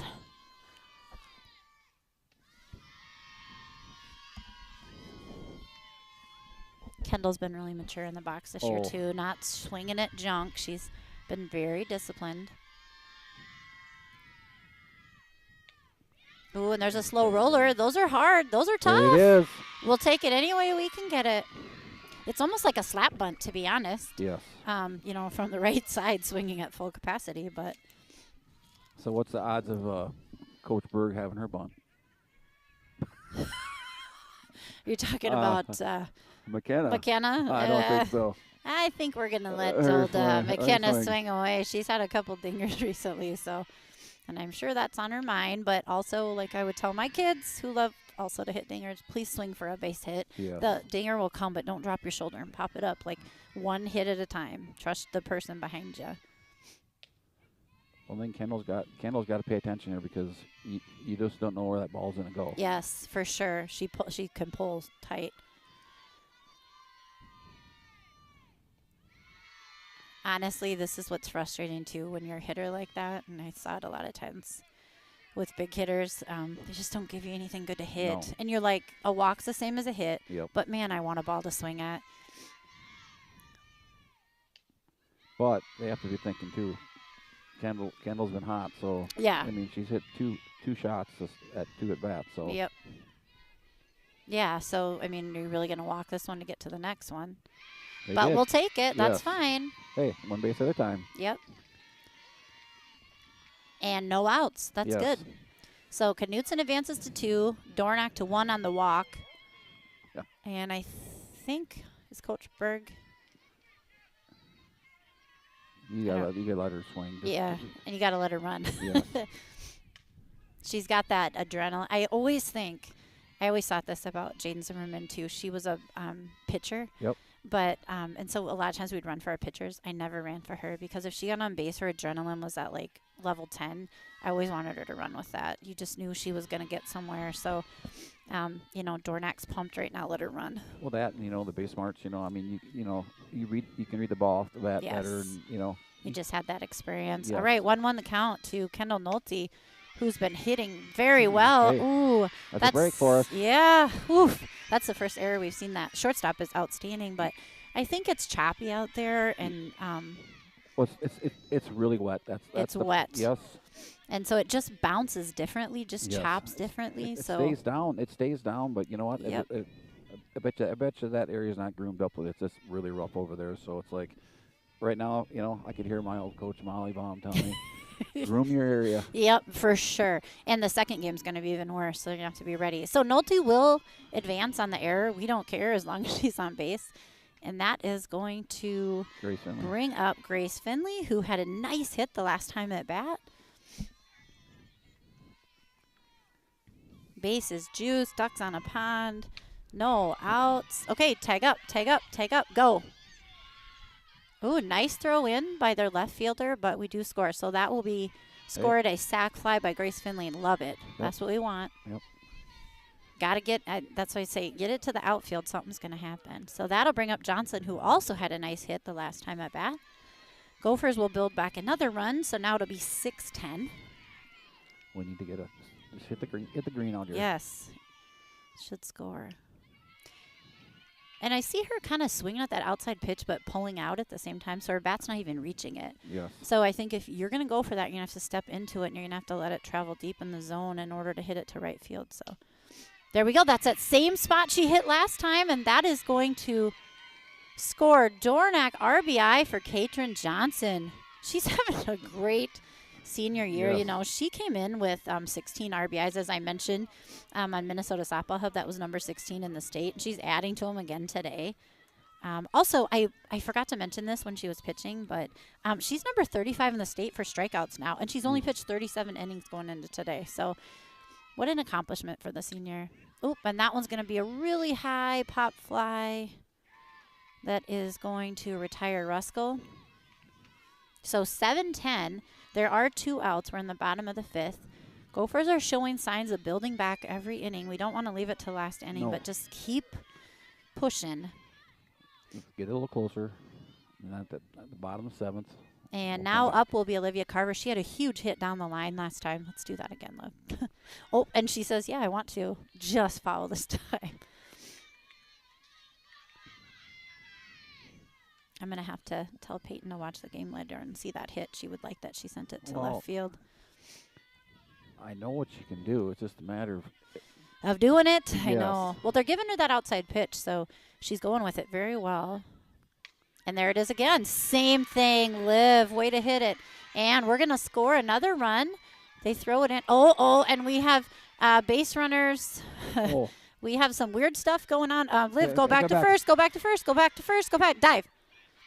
Oh, and they do get her out. Okay. What? So I'm not quite sure. That was just one of those things. But we did score another run before that last out. Oh, I don't know what happened there. I was watching the camera. So Well, I I think we went to. I think she thought they were going to third, and it was a little bit confusing. And then I think Liv wanted to stay on second, and that's just like learning. right. Like go back to first, and then make it even more confusing. The main thing is the run scored before that happened. So Gophers are 8, Wabasha 10. We're going into the top of the 6th, so down by 2. Liv had a nice RBI there. All right. Okay, we'll take a break and be back.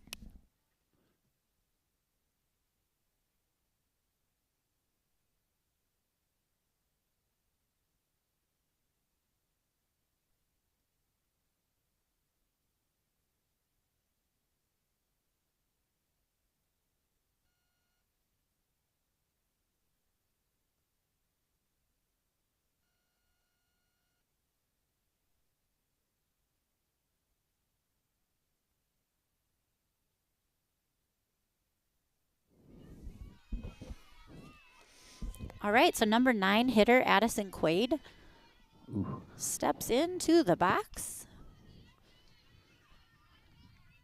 That, She's walked 3 times today. I don't know what it is about her presence in the box, but both Katrin and Kajal have walked her, so she is actually 0 for 0 right now. Every time she's been up, she's walked.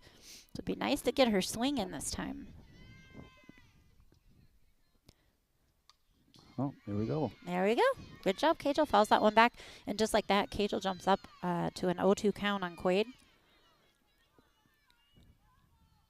Come on. Here. The little change up that it dropped down off the table. Yes, I would definitely do the change up. We're at 0-2, and she Uh, tries it. Oh, Yeah, have you ever had yeah. a pitch stick in your hand too long? Yes. It's called You- my hands are cold. Yep, exactly right. You have every intention of letting it go at your hip, but you let it go about foot past that. But right idea, Kajal. That was a good mix. 1-2 is the count. I like Ooh. that mix too. She gave her just a little something high. Horseman did a nice job framing it up. He didn't bite on that one. He really does like the low ones. Yes, he does. He's not going to call those, unfortunately. But so 2-2. Oh. That's gone. And that one is yard. That's a big yard for number 9 hitter Quaid. And I guess I spoke too soon. Maybe we didn't want to get her swing in. No. So, I mean, great hit. Nothing you can do. She pulled that one and sent that one about 10 feet past the wall. So that will take Wow Shot 11-8. What a performance by them today. I mean, they just keep no matter how much Chatfield keeps fighting back with them, they just keep pushing forward, and they're a very well coached team. That one got in But the I jet stream. still totally believe that Gophers are going to come back here. Oh, I believe they can do it. So that'll take the score. Gophers will trail now 8-11. No outs. We're in the top of the 6th. So Gophers have 2 more chances to bat. They've been building back every inning, but don't want to let this go too far. I'd like to get 3 outs here now. I know these girls real well. I can tell you their personalities. I can tell you everything. Yeah, they want to win. Ooh, and I like that pitch, but that's just not his. He's called it consistently both ways. He Yep. does not like that pitch. No, I'll say that much. He has been consistent. He has, and nothing that's anywhere really above the belt at all. She fouls that one back. And this is Ella Sandwick. She's 1 for 4. She's their leadoff hitter, their right fielder. She's slapping it. That's what she was doing. Yeah, kind of poking it. Yep. She does have 1 RBI, and I think that was on that bunt. Slapping it towards third. Yeah, you can kind of tell by the way her feet are set even. Yes. And she takes that check swing. Mm-hmm. It's not a full, and I think, yeah, she's bunted several times up there as well. So bunts or slaps. And she will walk to take her base. That'll bring up Brielle Adams. Brielle, I think, is she 1 for 4 today.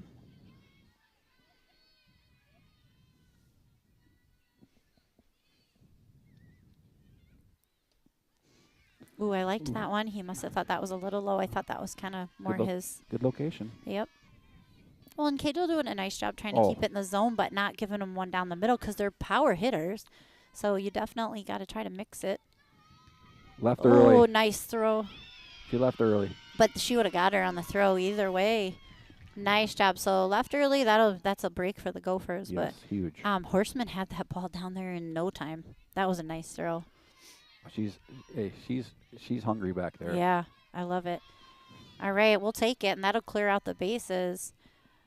Adams at the plate. 1-0 is the count, and now it'll be 1-1. One thing about Bryn, she's 100% in at all times. Yeah, she's a gamer too. I love watching this team. And yeah, that was a great throw. Fouled off, and whoever parked over there almost had their windshield cracked. Had it many times myself. I don't even know why you'd park over there. Well, when you're lazy or you have a lot of equipment, as I did before. I had all the equipment. I parked there and right in my windshield. Thank goodness insurance covers 100%, but it's just the pain of doing it. So, yeah, a couple people parked there today. I invested in a wagon. That's what I did. That was so smart. I always thought I would do that, and I just hauled all of it. 1-2 the count, but I'm retired now, so I don't have to worry about it anymore. Oh. You got a little ways to go. Ooh, good mix, Kajal. A little bit high. Made her think about it. 2-2. Best pitch here. Come on. Go get her right here. A little strikeout would be nice. Still okay. Good Just a location, little though. low. I mean, she's keeping it down. She's not put it in the kill zone. No, because she doesn't want, give her It's credit. tough to give up after a home run to come back and fire hard. So here we go. That girl. Ooh, that's a great pitch, a great play. Britt handles that one well. I think Grace out was 3 outs. 4-3 put out. Oh, did she? Yeah, she rolled it back to pitcher's mound. Okay, so with 2 outs, this is Maddie Paddock. She is 0 for 3 on the day. Swing and a miss to start the at-bat. I'm really glad I brought my hand warmers because I think it's cold. Oh. Are you cold? Oh, I'm cold. Oh, my goodness. See, I should have brought that thermos jug today. I know, I wish. Oh. Yeah, I thought it was supposed to be over 50 degrees, but it does not feel that warm. Ooh, and that one's going to be between third and short for a base hit. So she will reach first base with 2 outs to bring up Eva Pavelki. She is their pitcher, and she has had a great day hitting. Well, she is 2 for 3 right now. So get the easiest base. Get this one out. And Britt does a nice job. Good. Stays in front of it, doesn't panic, throws her out. So that saves the Gophers any kind of scoring scenario to advance that lead. So we're going into the bottom of 6. Gophers trail 8-11. 9-1-2, I think. 9-1-2. I think that too. And we'll see how will that work. For hitters? Yeah, if Proper can't hit. Because Nolte was already hitting. How does that work? Does Sin go into hit then? Ah, I never thought of that. Well, let's see. No, I think they're gonna put in not Izzy or Audrey Springer. Oh, Audrey to hit? Yep. Okay. All right. Well, we'll see. Stay tuned. We'll be right back. All right.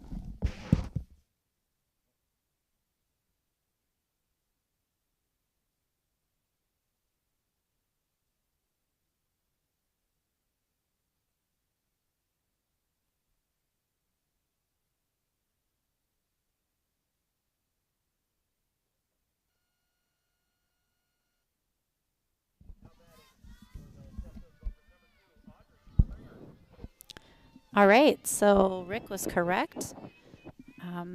When you're affecting the DP flex, you have to make some changes. And thank goodness Abby Spore's in there keeping that all straight. And so with Proper out of the lineup, clearly injured, she was shaking her hand and was struggling. So into hit will be Audrey Springer. So what I can't figure out is she just a pinch hitter or how will that work? We'll have to see if she'll hit more than once or if she'll even have a chance to. We're in the bottom of the 6th, but Springer will definitely be in Proper's position this time for hitting. So it'll go 9, which was Proper's spot, 1-2. So then we'll be back at the top with Horseman and Knutson.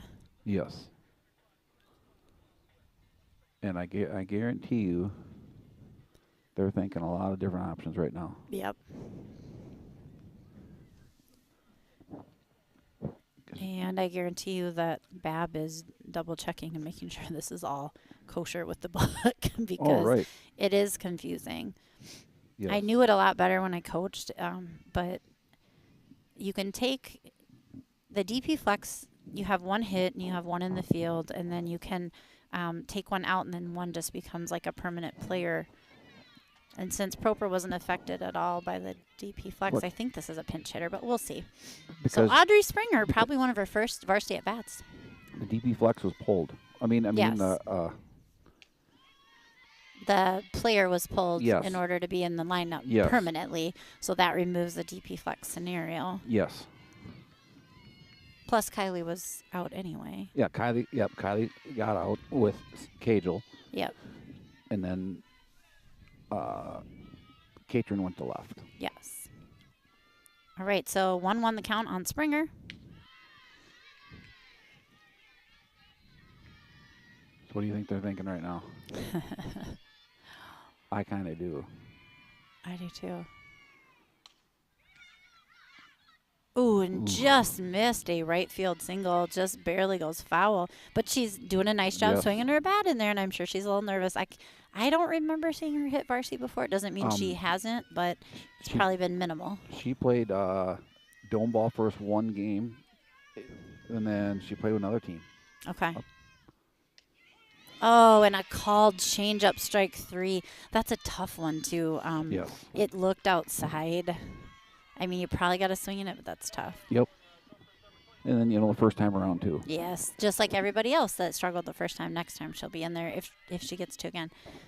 So that'll bring us back to top. This will be Horseman. Gophers trail by 3. Hoping to start a rally like they did in these other couple innings to build back on that deficit. And honestly, the deficit mostly came from just some earned hits. There were some big gappers. There was a home run. I mean, we maybe made 1 or 2 errors. But overall, Wabasha has just been swinging the bat. Well, but, like I said, these girls here, they're going to bust out. Yeah. I think so, too. And games like this build character, and they build confidence coming into tournament time, that you have to know you can come from behind. And even if it doesn't go our way and we don't completely, building back this far of a lead just shows you what you're capable of. Exactly. All right, and we'll take it any way we can get it. What we want is base runners, and Horseman stands up there and does not swing at the non-strikes. So she'll take one out, and that will bring up Kendall Knutson. Honestly, we can't be in any better situation than we are right now. Yeah, we have some good, solid hitters that are on fire right now coming up. Ooh. Get out of play. And so, unfortunately, we spoke a little too soon. And Knutson, who's been on fire, she just sends that one up high. And that happens. There's a good spin on the ball. So that means we're in 2 outs, bottom of 6, still trailing by 3, runner at 1. And Dornack will be in. Dornack is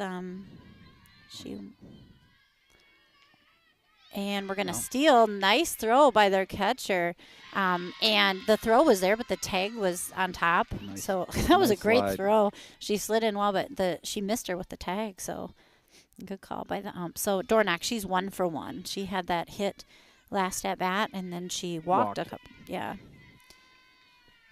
So needing a hit here to score this run.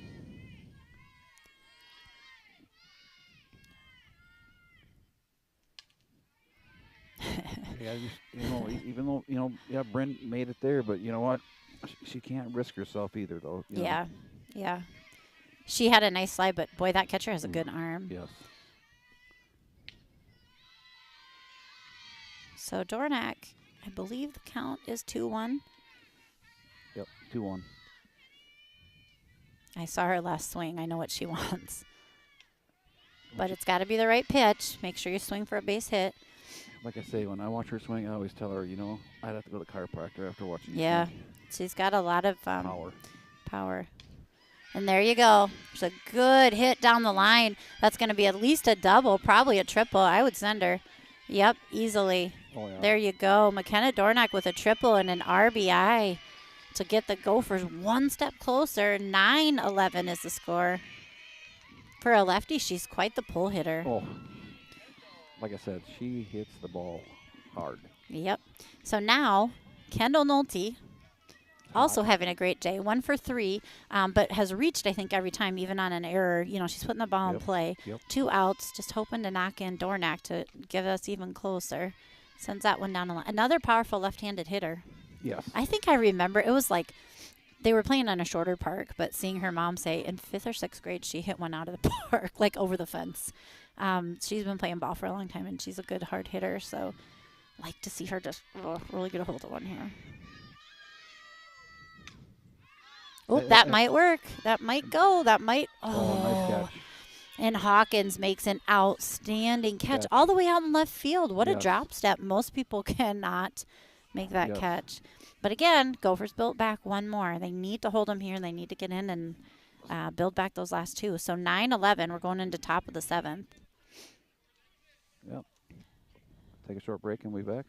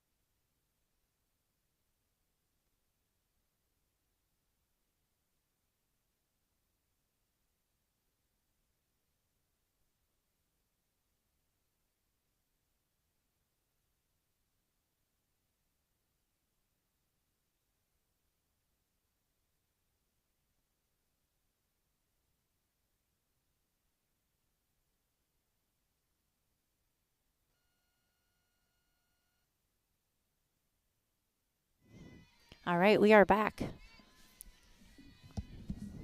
This has been a long game, almost 2 hours long. Lots of hitting, lots of scoring. Gophers trail 9-11. We're in the top of the 7th. They'll have one more chance to try to build back. But at one point, the Gophers were down 0-9. So to think where we came from where we were, they've done a nice job keeping that confidence, trying to build momentum. They're not frowning. They're just they're playing the game. Yep, and they have to believe when they get back in there that they can continue to build. But Wabasha is just not going away quietly. No. And to start, Hawkins, who's 3 for 4, is now 4 for 5. She made that outstanding play there in left field to end the inning, and then she comes right back with another base hit. She's fun to watch. I wonder what grade she's in. So that'll bring up Ella Stark, and that will put a runner on first base for Wabasha. And another nice bunt. Berg fields it, gets her out, but they do their job in advancing. They want another run, so they advanced her to a scoring position. But Kajal did that just perfectly. She did. She got the ball, she stepped, and she threw. She stepped the direction she was going to throw the ball. Didn't whip it, didn't panic, released it right. No. So that'll give one out and a runner at second, and that will bring up Stump. She's 1 for 4. Boy, they've used the bunt effectively today against the Gophers. And they're going to do it again. Wow, and that was fair. Oh, no. So Horseman picks it up and fires down to first, but she's halfway down the line. And, again, a great third base, aggressive base running coach says, oh, nobody's covering home. You're going. And she sends her, and nobody's there. So, again, that will be a learning lesson for the Gophers. I think normally third or the pitcher covers it, and you have 2 8th graders, at pitcher and third base that maybe didn't know that that's who covers it as the catcher's down the line. So that's just a learning thing. But good play at least to get 2 outs. And now we just need one more, and we have a 3-run deficit to attack. Oof. Work on this batter first, though. Don't panic. Finish this off, and then get in there. That was smart coaching. That was super smart. I mean, and aggressive. Like, nobody's there. Let's take a chance. Let's see what we can do. Let's get this run. I mean, you're already up by 3. What's it hurt, Yep. And, yeah, I think that's just a coverage thing that you just will work on. All right. I mean, the pitcher was right there, too. So, then you have the shortstop running to cover third, And so probably third. Yes. Maybe pitcher gets in there. Just a good lesson. Nice pitch, Kajal. But everybody has, every team has different scenarios, so. Yeah, I'm not quite sure how they do it, but that'll just be one. And how often does that come up? Like never. No. And so, very rare. And we haven't faced hardly any teams that can lay a bunt down. And these guys have right, Kajal. Good pitch. She finishes with a backwards K in the top of the 7th to send the Gophers into hit, trailing 9-12. But we just haven't faced a lot of teams that have bunted well. These guys bunt outstanding. And this is exactly the kind of team we want to face so that when we get to tournament time, we're ready for that stuff, and we can talk through some of those scenarios and go over how could we have done this or that or whatever. So I'm really glad that we're facing them. We obviously want to win, but win or lose, I think this has been one of our best learning games of the year for lots of scenarios, and also just having to maybe adjust to things when someone's injured or something happens, and just knowing that we have to be able to maybe play multiple roles. It's been a good game for sure. For sure. All right. Well, we will take one quick second, and then we will be back. I think. Who's up? Do you know? I'm going to look here. Okay. It'll go Finley, Johnson, Ruskell.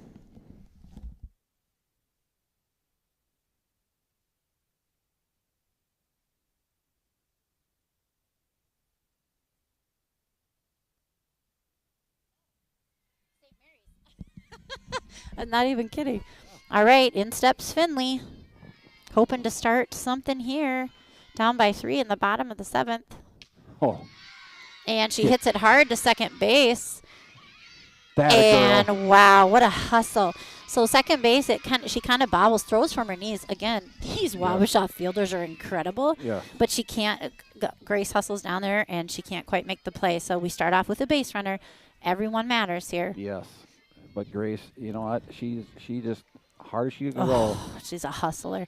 So good. Gophers start with a base runner and no outs, and Johnson up to bat. Ooh, and it's a little chunker to first base, unfortunately. She gets her. So that will bring up Ruskell. Heads up on Grace. That was good. Yep, she didn't go too far off. We don't need to double off there. Johnson 2 for 3 today. Oh, got hit it. Good. That catcher is outstanding too. Wabashaw's got a solid team, but Grace hustles down there. So Britt Ruskell 1 for 3. Base hit scores a run here. Just trade places. We got to keep pushing. There it is. Oh. Oh no, and Oh. Finley thinks it's a line drive. drive, and so Wabasha, which is very fitting for how they played, ends the game with a double play. Honestly, you can't. I mean, Gophers, you can't fault. Wabasha played outstanding. Yes. So it stinks to lose. The Gophers are 12-1, so they drop to 12-2. It happens. Yep. But now we fight back the second. I'm glad we get to play them twice today, Yes. just to see how we do in another scenario. But certainly working hard and figuring out just little things that we can do differently. You learn a lot more from your losses than your wins, I think. I think these girls will be coming out hungry. Oh, absolutely. So we're going to take a quick break. I don't know what is probably 15, 20 minutes. 15 for sure. 15, and we'll get started with game 2 in this doubleheader versus Wabasha. But Gophers do drop that first game 9-12.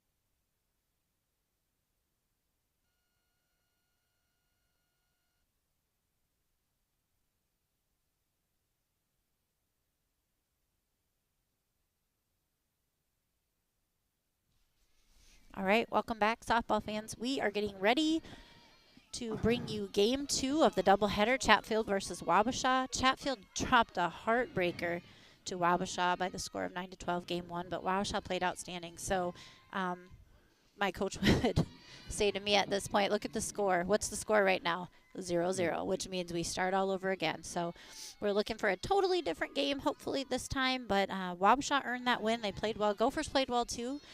Just needed to come up with a few more hits, and that's what we're hoping. Now our bats are going, what we're going to see here. And Horseman's going to lead us off. The Gophers were the home team game 1. They'll be visitor game 2. Yes. And Horseman's a 3-4-0 count, so we'll start with a walk. And that will bring Knutson to the plate.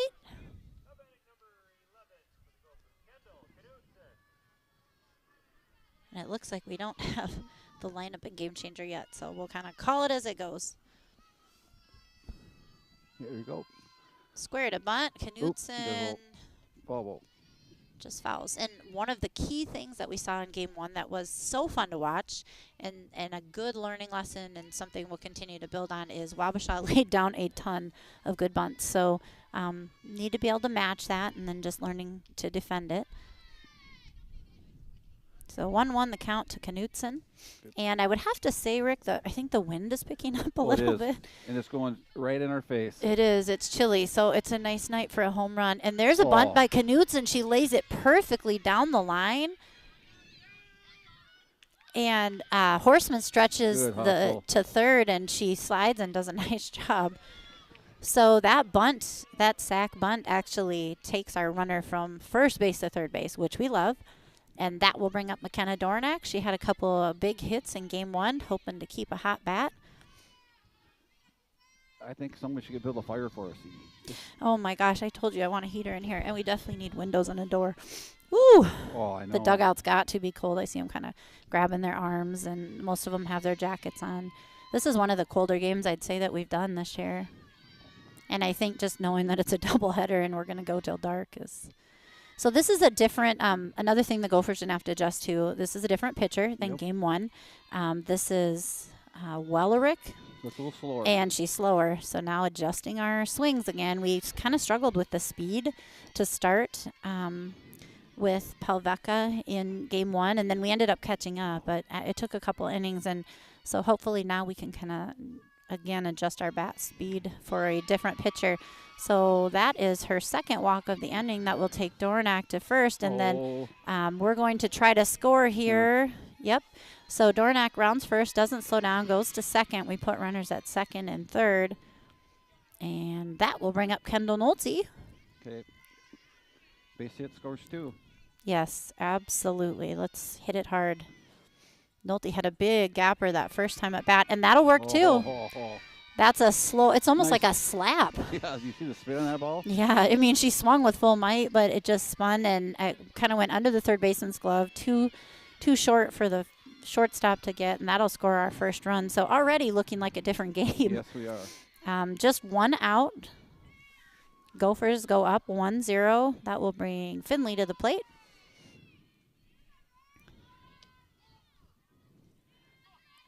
And they must have just put in the lineup on Game Changer because literally it just says batter. So we're trying to put it in as we go, I think. Oh, the joys of being the Game Changer inputter. There we go, Grace Finley. And she's going to hit one out. Center field will make the catch. No chance to tag. It was too shallow. That's the second time she's kind of flew out to center field that just as easily could have dropped in. But again, Wabasha, outstanding defense. Oh, she's quick. Brielle Adams, yeah, she does a nice job out there. And so now that'll be 2 outs on the Gophers. And Katrin Johnson will be up. If you can hear my teeth chattering, I mean. Oh my gosh, I can't believe you have to run the camera because I'm gonna keep my hands in my pockets. And this is a challenge for both the pitchers too. Once it gets this cold, your hands are freezing, trying to keep them warm enough to grip the ball. Gophers hoping to score. We have a runner at first and third, hoping to at least knock in one more in this inning. get a good jump. Katrin's due for a rock solid hit here. She is. She literally golfs that one. It's a dropped third strike that we end up scoring on, and she reaches first on. I mean, that's another way to make it work. It looked like a golf swing. It just hit the dirt, but that's okay. Yeah. Sometimes, as long as it went our favor, it is what it is. Anyways, a good way. So runners on 1 and 2. 2 outs. Gophers lead 2-0 now. Yeah, definitely a different speed that we're seeing with this pitcher. Come on, Britt. Britt Ruskell looking for a hit. Kind of an open stance here. Yes. She's that catcher. She's phenomenal. Oh, right she's there. so fun to watch. She's so quick.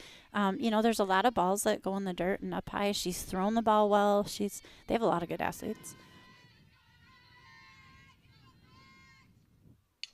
There we go. And that one's hit to shortstop. Ooh, and she throws it in the dirt. Nice job by their first baseman. Good scoop. And that's Pelvecka, the first baseman. She was the pitcher in game 1, another good athlete. So the Gophers end up drawing first blood. Thank goodness. They are the visiting team, so they batted first. So they will enter the bottom of the first inning by a score of 2-0. I will try to give you the lineup here, but we don't have it entered all the way yet for either team. So we'll try to give that to you maybe next. We'll take a quick break.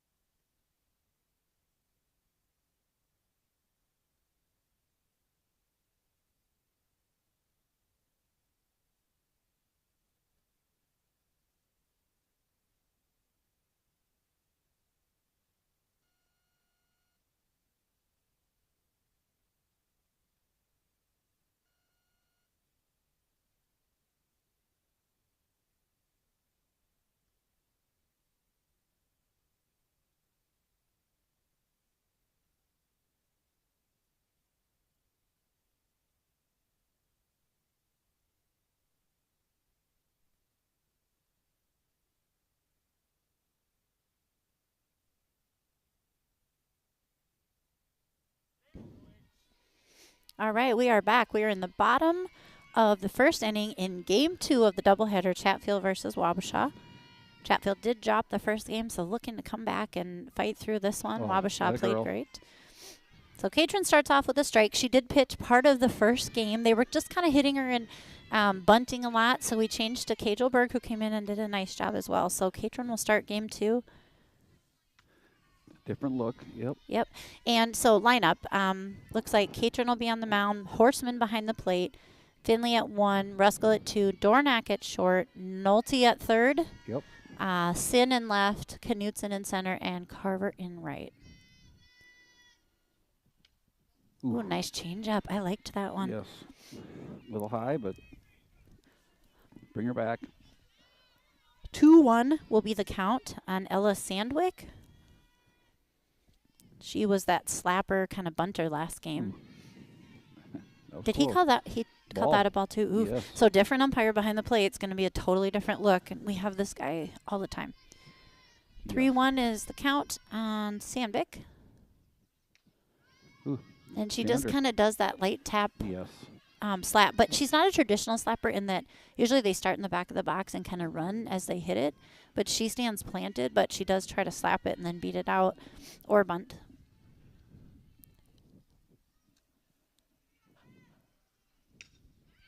Well, when she kind of taps that one into center field, Knutson's there. I feel like the wind maybe tugged it up just a little bit, but Knutson handled that well. So that will be out number 1 for the Gophers in game 2.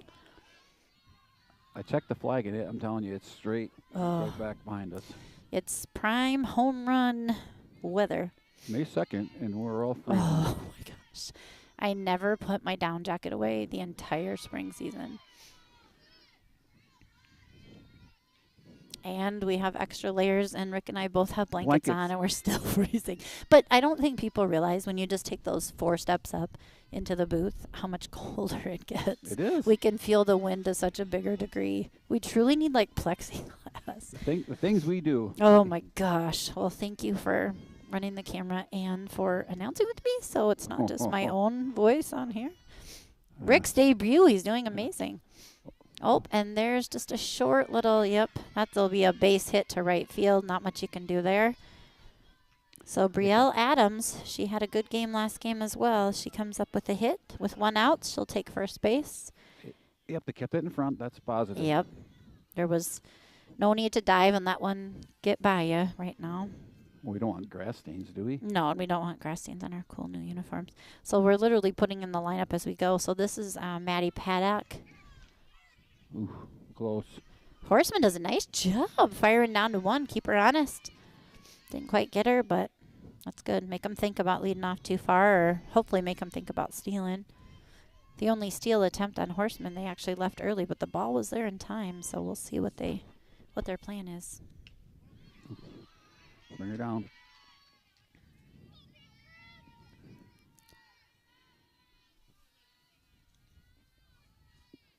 So Brielle Adams at first. Paddock up to bat. Good And a pitch. nice, ooh, we fired on pitch. again. We really don't like her lead, and I love the fire. Yes. And Grace, she's so great at putting Yes. putting that glove down. Uh-huh, absolutely. All right, 1-2 the count. She stays alive with a foul to the backstop. Uh-oh, my automatic heaters are almost dead. Really? Yeah, shoot. They only last a game. Dang. Oh, that's not good. No, it's chilly. And I gave the box, my last of my hand warmers to the girls when we were at La Crescent. And there's a strikeout. Cannot advance because the base is occupied and there's only 1 out. So great strikeout for Katrin Yes. Johnson coming back after game 1, and just firing away. So that'll give us 2 outs. The runner will stay at first, and that will bring up, it's cracking me up, it just says batter. Oh, this will be Eva Pelvecki. So similar lineup to last time. She was hot. She was, and this game it looks like she's at first base. I don't know if they'd ever bring her back into pitch, depending on how things work, but she had a great pitching game. Yes. Swing and a miss there. Great job, Katrin. Yes. Nice pitch. I honestly wonder if we'll get this whole game in or if it'll get dark. What do you think? As dark as it is. I think we might get it. I think we might get it in. I got a feeling that Katrin's just going to mow them down. I hope so. Ooh, and there's a little Fedunka base hit there to center field. So we've kind of had 2 of those in a row. Yeah. So runners at 1 and 2. We do have 2 outs. Just need this last out here.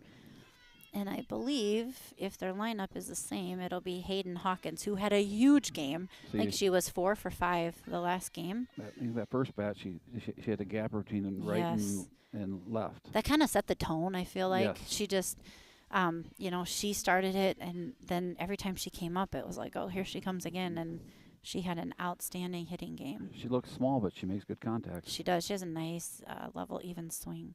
The umpire took one. I bet she's not happy. No, he is the guy who definitely would not be happy taking that. Ooh. I bet he's talking to himself. Yep. You've had him as much as I have. All right, 2 outs. Gophers looking for their third. 1, 2, and 3 are hot. So just hoping to get an out here and get back in to hit. Yes. Get some more confidence going, you know what I'm saying? Yes. I love Britt. Britt, I used to, last year, Britt, you got to cover back, you got to cover. And now it's like, boom, it's automatic. Such a good hustle every time. Yep. And that's why. I mean, you kind of sneakily go over there, and if they're just 1 step slower, we pick her off. Yes. Just be careful. Don't throw that ball away. Kendall did a nice job backing up, too. There's a good pitch. Swing and a miss. The only thing about that is Kendall can't go too fast because I know Olivia's done it, and Kendall, they go too fast and the ball will Get by him. Yes.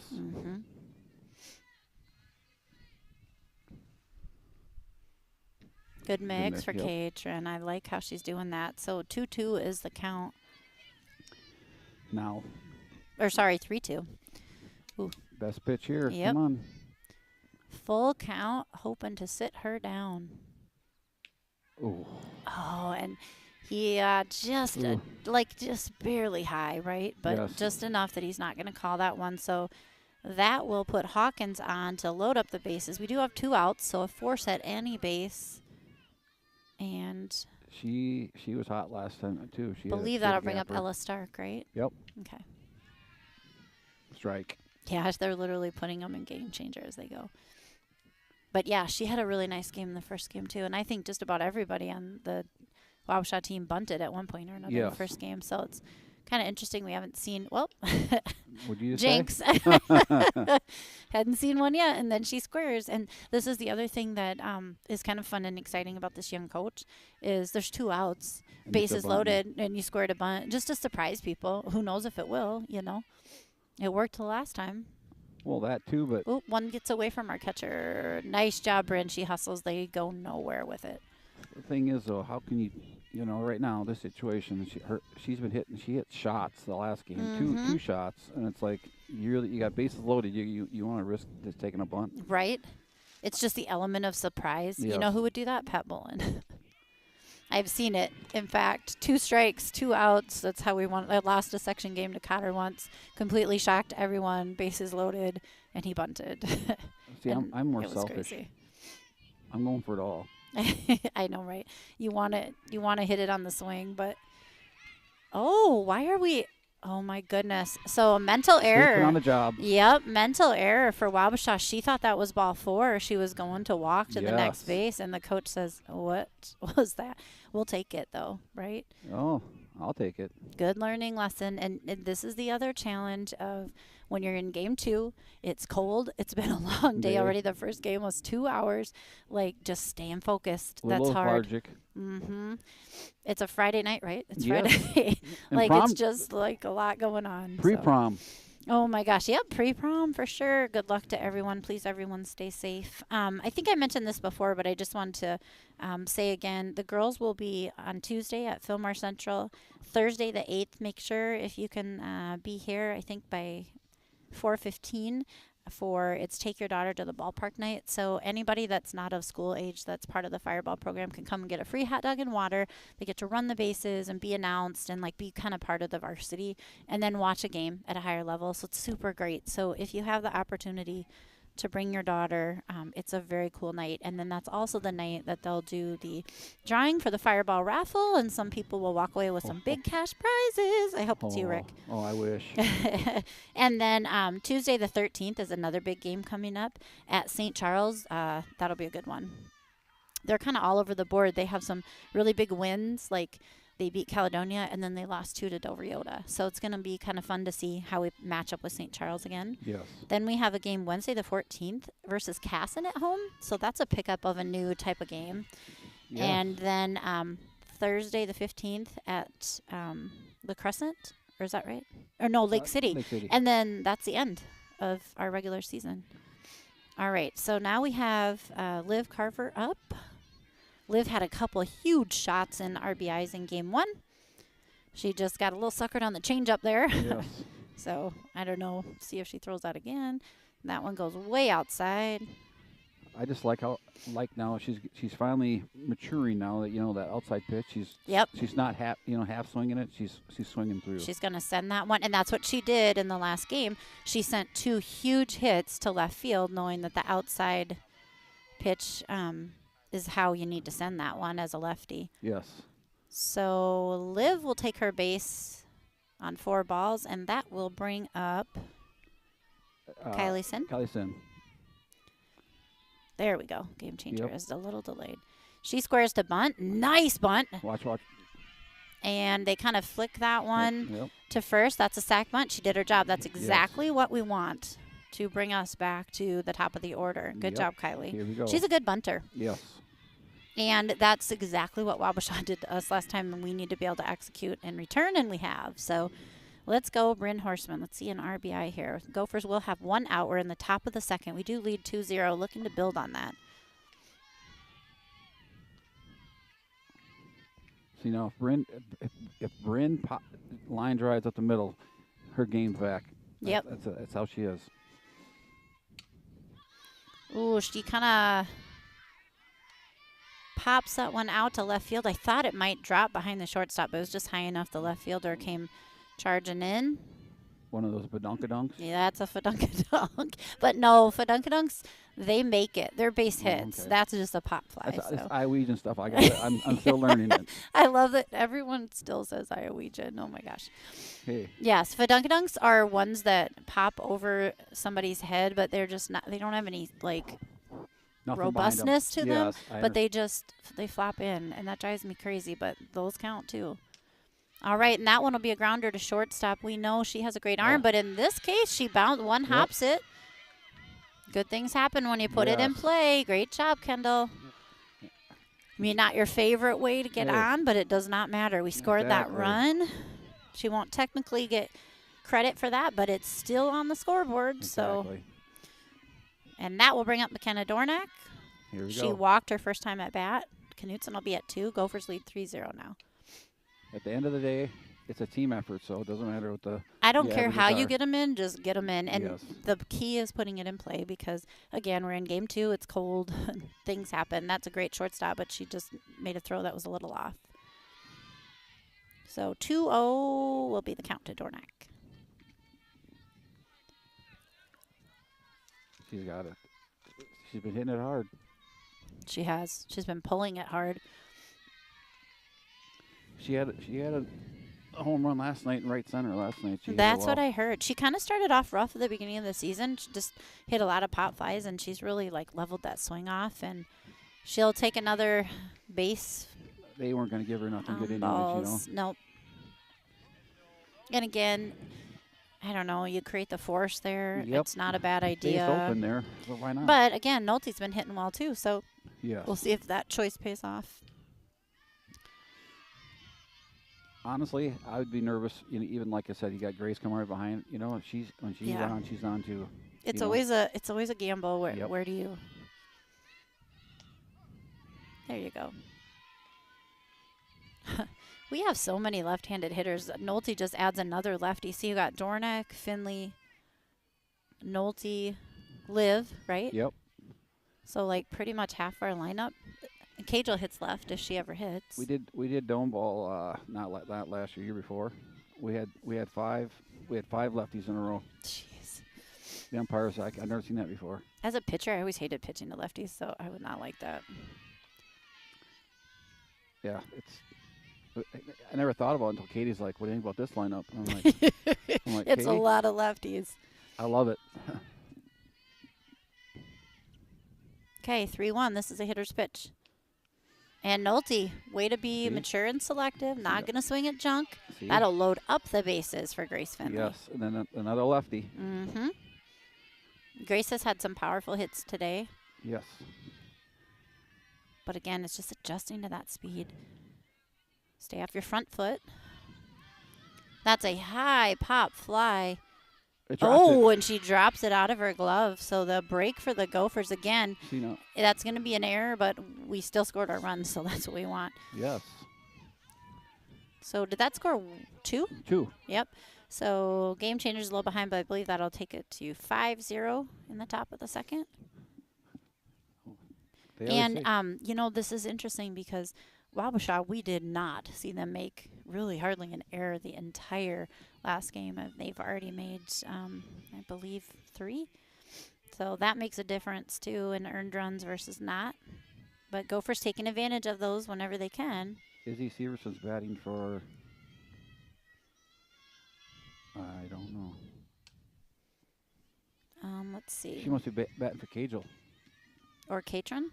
No. Yeah. Okay. Severson in for Johnson. Must be just a pinch hitter. Pinch hit, I assume. Yep. Ooh, and she blasts that one to left field. It is foul, but what a powerful swing. We like it. Now it's an 0-2 count, so look for the changeup. I feel like it's getting a little dark. It's getting darker, but it's getting colder. Yep, darker and colder. We'll see if we can make it this whole game. We're in the top of the second of our doubleheader. And she sends that one up the middle. It's off the glove of the pitcher, but the shortstop, man, she's an excellent player. She still manages with the deflection to throw Severson out, but I like the hard hit. That's what we want to do. So Gophers continue to build on their lead. 3 runs that inning. So we will go into the bottom of the second. Wabasha up.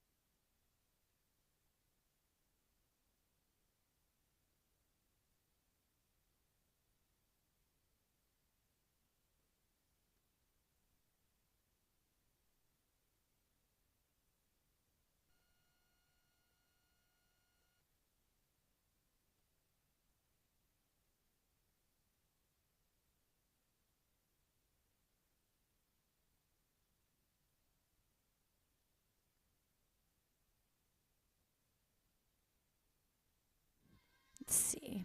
So we are back. Bottom of the second. Gophers lead 5-0. Ella Stark is up to bat for the Wabasha Kellogg. Rick, I know you're going to laugh, but What? is it Wabasha Eagles? What? Falcons. Falcons. I knew it was a bird. Hey, that's all right. I've lived here long enough. I should know the mascots, but I still don't. I could tell you any of them in Iowa, but I still don't know all of them. They used to be. Because is it still Indians. Wabasha Kellogg? Am I saying that right? Yeah, Wabasha Kellogg. Yep. Okay. Oh, it used to be Indians? Yeah. Okay, so they probably changed it. Yep. They changed like 20 years ago, probably. Okay. So Katrin Johnson back on the mound. 2-1 is the count to Stark. She squares the bunt. That's what we saw in the first game. A lot of bunts to try to get things moving. Yeah, we know it's getting cold out. You know why?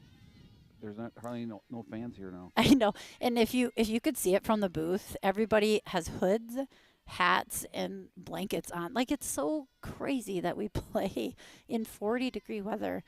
That's why I've always said I just think baseball and softball in Minnesota and really anywhere but Iowa because they're the only one that plays summer softball. It takes such mental toughness because the weather is crazy. Well, I mean, we've played in snow and Dornack makes the snag, makes the throw just a little low, and Finley is right there with it. So that will retire Stark to bring up whoever they put in game changer next. see, after this round, then we'll have everything down. Because this is the number 8 hitter, ain't it? Yes. I think 1, 2. Yep. Because that lefty's 9. She's the one who hit that bomb the last game. Yes. Quaid was her name. Oh, good location. So this is Lauren Stumpf. Katrin's coming back. Yep. She's looking good. Yep. There it is again. And yeah, I think I mentioned this, but I mean, she'd only thrown 37 innings going into tonight. She'd given up 36 hits, 10 earned runs, 23 walks, 56 strikeouts. That was really impressive. She was averaging like 1.5 strikeouts per inning. She had a 1.892 ERA, and her strikeouts put her at 35th in the state. So she's been throwing real well. And, I mean, she threw well in that first game. She had some strikeouts. They just had some hits and some bunts. And then we didn't always field everything the way we should have. And so now we start again, and this looks like a completely different game. She throws a and Dornack's just under Dornack's glove. She does a nice job diving. It's a base hit, but it gets past Johnson, and Dornack out to Knutson, so that will go down as a hit in the book for Jocelyn Adams. And this will be, I believe, Addison Okay. Quaid. So pretty much they kept the same lineup with different positions. And there is a backhand from Dornack who fires. The Good ball's there play. in time, but it's high, so Finley has to go up to get it. So she is considered safe. See, Would you call that? I'd call that a that was a hit. hit because Yes. she backhanded it. Yes. So Quaid picks up where she left off the last game, and now we're back to the top of the order, and I believe everybody's in Game Changers, so we can be a little bit more informed. So this will be Ellie Sandwick. She is 0 for 1. She was retired her first time at bat, as we mentioned. She's kind of a bit of a slap bunter, I Yes. guess. But last time she kind of sent just a little chopping fly ball to center field, which we Yep. did pick up. And then she did that. What do you call that saying you say to left field? Badunkadunk? Oh, the Fadunkadunk. Yeah. She Fadunkadunked it, but it didn't land, so it's not really a Fadunkadunk. But You have to get your term right. That only counts when it's a hit. I'm working on it. Hey, I'll teach you all the great sayings of Iowa softball. see? All right, and she fouls that one off. So Katrin jumps up to an 0-2 count on Nothing Sandwick. good. Yeah, nothing too good at all. We can definitely afford to throw a little bit of junk here. And she actually kind of gives her one down the middle, which she slaps to left. Nice throw by Kylie Sin. But it's cut off, so it doesn't reach the plate. Making a little communication So, there. yeah, I feel like if maybe they would have let it go, I think it would have. Yes. Nice throw by Kylie Sin. But our pitcher, they cut off the short play, and I think they just cut off. Yep. It looks like I just watched the replay here. I think it would have been pretty close. it would have been. I wish, yeah. Because we got a 15-second delay. Oh here, my so- gosh, you I were was. serious. You I'm- actually yeah. are. Oh yeah, yeah. I think it would have been. So nice little RBI there for Sandwick, and that will bring up Brielle Adams with runners on 1 and 2. So Wabasha fights back and scores the their board. first run of the game. Gopher still lead 5-1. We're in bottom of 2, but we still have this last out to get to go back in and hit. Yes. And who wants it? Right.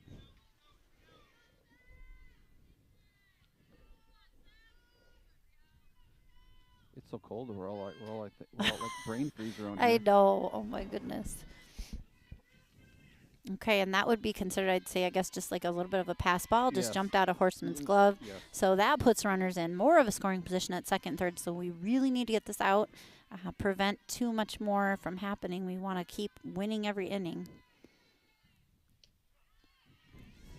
And again, just like the first umpire, they really like those lower strikes. Yes, they do. And we like them too. We do too, when they're for us, not Exactly. against. Exactly. 1-1 the count. If it's warmer out, I don't like them. But right now, when we're Yes. close, they look good. Well, and I say to the umpires, please open up the zone. We don't want to be here 2 hours again. Let's just get this one going. As long as you call it consistent, that is fine. Nice mix by Katrin. Horseman does a good job checking down third. Horseman and Dornack have split the catching duties this year, and they've both been doing a great job. They both have some quickness to them. Oh, nice change up by Johnson. She bites, but it will be foul.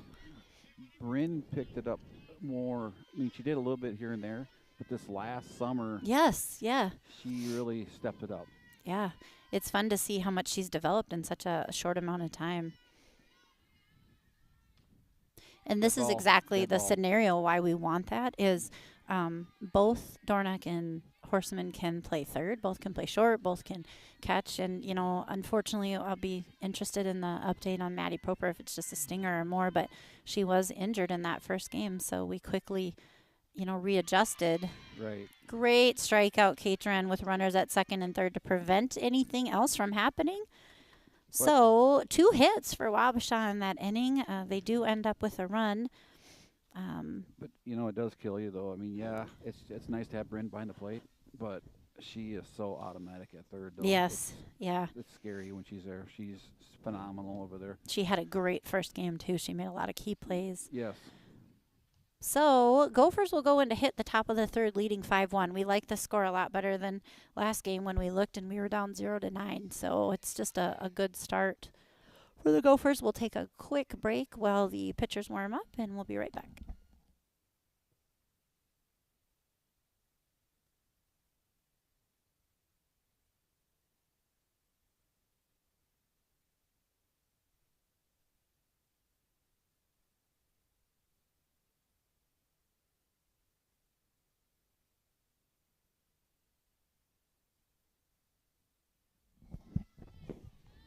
All right, top of the third, leading off will be Britt Ruskell.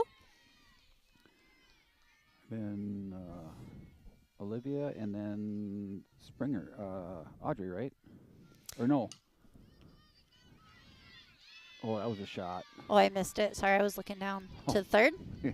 Oh, good. Line shot Base at third hit? base. I'd give her a base hit. Hey, put it this way. She took her glove off. Oh, well, there you go, Britt. Good start. So this will be Olivia, and Kylie's listed, so we'll see who hits this time. Kylie is behind. Yep. Olivia. Olivia, then Kylie. Kylie. That's what's on the game changer, but Yep. we'll see. We've had some substitutions, and Okay. actually, no, Izzy hit for Katrin that's right. last time, The flex. and Kylie actually laid down that nice bunt last time. So, oh, Olivia hits it hard to center, just too high. Yep. So just couldn't quite fedunker in. So Brielle Adams, an outstanding center fielder. We've seen her make She's every quick. play tonight. And we've hit a lot to her. We've kept her busy. So that'll be out number one, and our runner will remain at first base. That will bring up Kylie Sin. She bunted last time, and this time we're going to probably have her swing away. Yes. And then the top. Yes, Kylie's 9, and then back to Horseman. Yep. Ooh. Ooh, that one's in the dirt, and she swings, and there's a delayed steal by Britt Ruskell, and she gets under the underneath tag. it. I used to watch her do that in youth softball, and it was so fun. She's always been a quick little aggressive runner. Good job, Britt. Way to stretch for that extra base. So that puts her in scoring position, just a little bit better opportunity for the Gophers.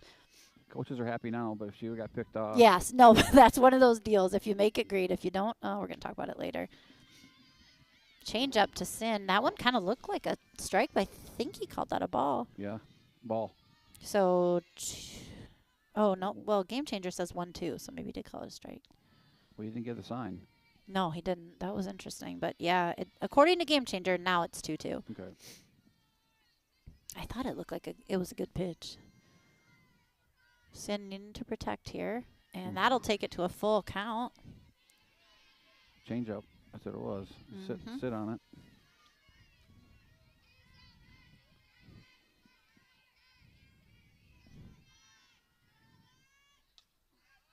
Oh, and that one pops up to the catcher. That one's not going to get the distance. So here we go, top. And we're back to Horseman. Would love to see a base hit. That would definitely score Ruskell. I'd like to see like five or six runs, you know? Yes. To end the game early. That's my dream as well. And I think every person sitting under their blanket here, and probably the girls, they would like to end this game, come up with a win, and get to their prom tomorrow.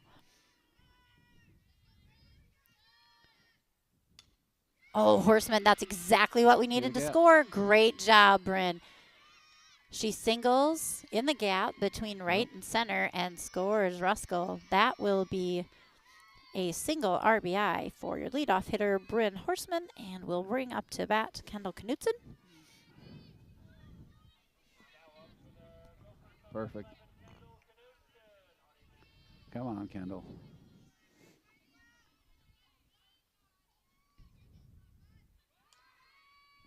Oh, and we were going to send Horseman on the steal. Their catcher has a great arm, but Horseman's quick. Oh, yeah. So that'll be a battle. I don't know if we were only looking for the element of surprise, if he will try that yet again or not. See what Coach Berg is thinking. Yep. Oh, and it's a hit and run.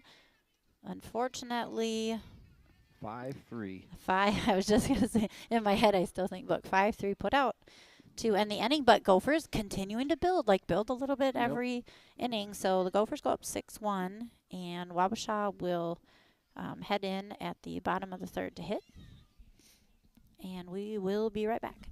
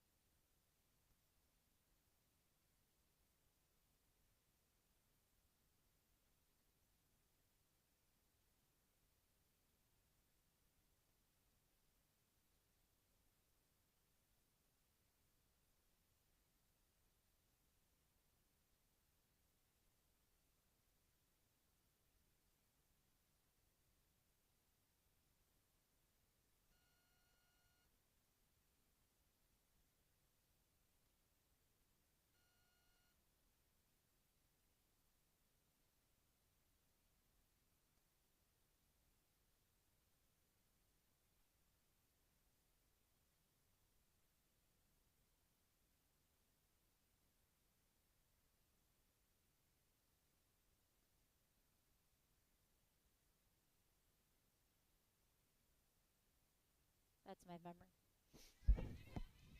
All right, we head into the bottom of the third. Wabasha sends Mackenzie Paddock to the plate. Mackenzie is 0 for 1. Ooh, good miss there. 2-0. 2-0 to Paddock. Come on. Yeah, we don't want to lose one right away. Let's go No. right after her. And that'll be high, so that's 3 balls. So Catrons need to come all the way back here. Let her hit it. Let her hit it. Yeah, for sure. You know, Give her the strike. you I got a good mean, defense. most likely they're going to take this first one anyway, but depending. Unless Yeah. you're St. Mary's, then you always swing on 3-0. Oh. And that one's going to be called inside, so that'll be ball 4. So now she'll really need to fire some strikes, because if I'm a coach, I say take till you get a strike. Yes. And that will bring Watch up hands. Eva Pavelka, the pitcher from game 1, our first baseman now. I kind of thought they'd scored a bunt. I didn't see anything yet. But, you know, down by 5, probably, Yeah, unless they're you're going to swinging. make it as a base hit, that's probably not your best. Well, That would always drive Derek but, you crazy. know- Like, why are we bunting when we need 5 runs, you know? But it's a strategy. Yeah, you still got to execute. Yep. She Jammed her. fouls that one back. Pavelka is 1 for 1. She had a nice base hit her first time Well, at bat. see, if we had all that information, you know, we'd be more on our game. But you know, maybe CCTV should get us an up-to-date whiteboard so we can keep track of all this stuff Yeah, going we on. should do all of that. And another camera so you can give the That'd demonstration be on great. bunting. And did I mention the espresso machine in Oh, here? that too. I need that. And doors and windows, because this game is cold. Ooh, and a line drive to Ruskell. She fires it at Jeez. 1 to try to double her off, but she gets back in time. Good job, Britt. Britt's had a nice defensive game tonight. I'll take that to the board meeting about espresso. Yeah, machine. would Yes. you tell them I requested that? They'd be like, Yes. yeah, right, lady. They'll say more close. They'll say, yeah, take some extra blankets and your gloves with you. Okay, that'll be our first out in the bottom of the third. Ooh, good pitch. Big swing by Hawkins. We know she is a big hitter. Yes.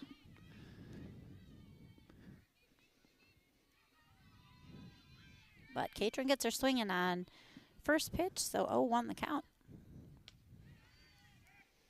And Horseman not letting those runners lead more than about a step and a half off, or she's going to fire it down. I like that, you know. Yep. These Hawkins, you know, they got a lot of good baseball players too. That Do they? yes. That name is Yes. familiar. Yeah, she looks like she's played some ball in her day. It's kind of like the Passies, you know, and all them. You know, it's just like it's like The Schmokers from Yep. Wabasha, they had a bunch of good players.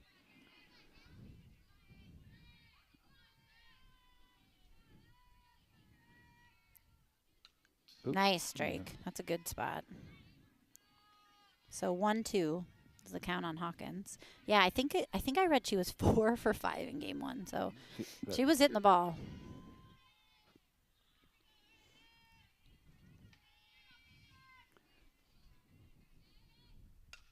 Oh, and there she Here's goes a gap. again. Hit. Another gap. And she'll get to second. The runner from first will get to third with one out. There was no way they. No. I'd almost play the gap at this point for her. I just feel Yeah. like she hits that every time. Maybe just a couple more steps that way. Yes, I'd play a little farther back. Yeah. Because So, they've been hitting the ball well. You know what I'm saying? yeah. I'd rather keep it in front of me and not. Especially with the wind, Yes. maybe just a step or two. But I think I would play the gap for that Hawkins. I just feel like she is a right center hitter. Yes, I agree 100%. As soon as I say that, I'll probably go to left center. No. Who knows? But no, that's where she hit that last one too, though. So you know what I'm saying? So I'd play Yeah. on the opposite side of second, and maybe even shade your right fielder up just a tad because you know yeah. that's where she's been hitting it. I can just see Jerry Chase like this, just pointing, go. Oh yeah. He would definitely make the adjustment. He was a big outfield adjuster, and then it would just kill me. They'd hit it right to him, and I'd be like, how'd you know? And he'd just grin. All right, 6-1. There's one out. We're in the bottom of the third. They do have runners at second and third, so checking the runner, getting the out, and they do what we have seen. They Yep. squared a bunt, trying to bring a run in that way and create some chaos, and it did a little bit in the first game. I mean, they just had some outstanding, like, barely fair bunts, and they scored runs on them, so can't hurt them for keep trying until it doesn't work anymore. And that time she No, doesn't square. I will say this is probably the best team I've seen bunting in a long time. And using the bunt, like, yeah, Yes. forever. I'm talking, I mean, since Yes, for I years. started doing this stuff. I mean, I've never seen team bunt as good as this team has. Yep.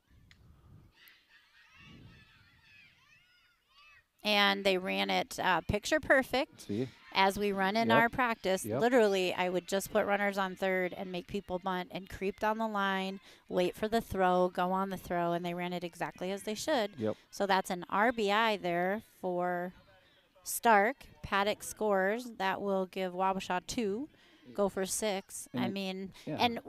and Katrin played it well. Yes, She she checked the did. runner, but you got to get an out. Yep. You can't load up the bases to Nope. bring up another one, so she did it as she should. So now we give up a run, but we also gain an out. So Yes. 2 outs, 6-2, but we do have a runner at third. I'm gonna guess they won't bunt, but I don't know because Hey, remember they bunted 2 outs last game. yes, you don't know if it's a quick runner and they're confident. And all of their none of their bunts are like hard bunts that go No. right back to the pitcher. They're No. all like between the pitcher and catcher or Yep. right down first or third base. It's been fun to watch the talent of their bunting. Yes, and they just off the bat and they're dead.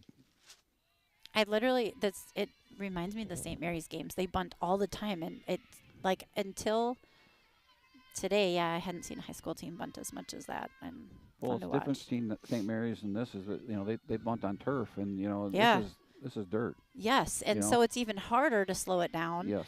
And yeah, it's really fun to see. No, but even like I said, I mean, I can't recall seeing this many bunts in one game. At least successful bunts. Like Yep. you'll see teams square up and they just can't lay it down. They lay it down like every time. So hats off to DJ Babb.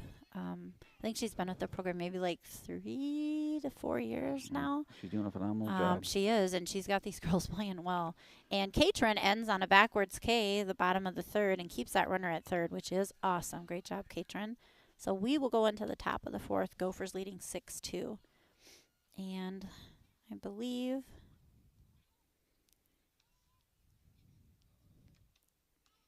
due up.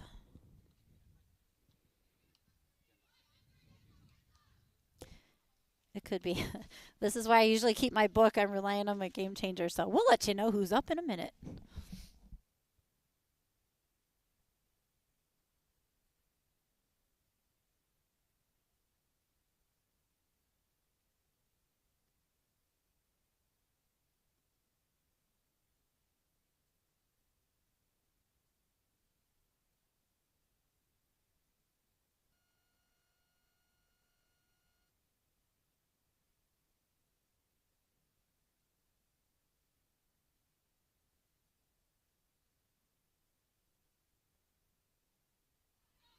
All right, so just as we predicted, we had no clue. Yeah. It's going to be Dornack, Nolte, and Finley to start the fourth. Sounds like runs. It sounds like some hits and runs. Dornack was walked her first time at bat, She's not pitching or her anything good first either. 2 times at bat actually. So this is her third time around. She wants a pitch she can hit, but you don't want to swing at junk. So she's doing a nice job with that, and they're definitely giving her some junk. Yes. I mean, they're not intentionally walking her, but they're basically like, don't throw anything good and Yep. see if she bites. Not in her wheelhouse. Nope.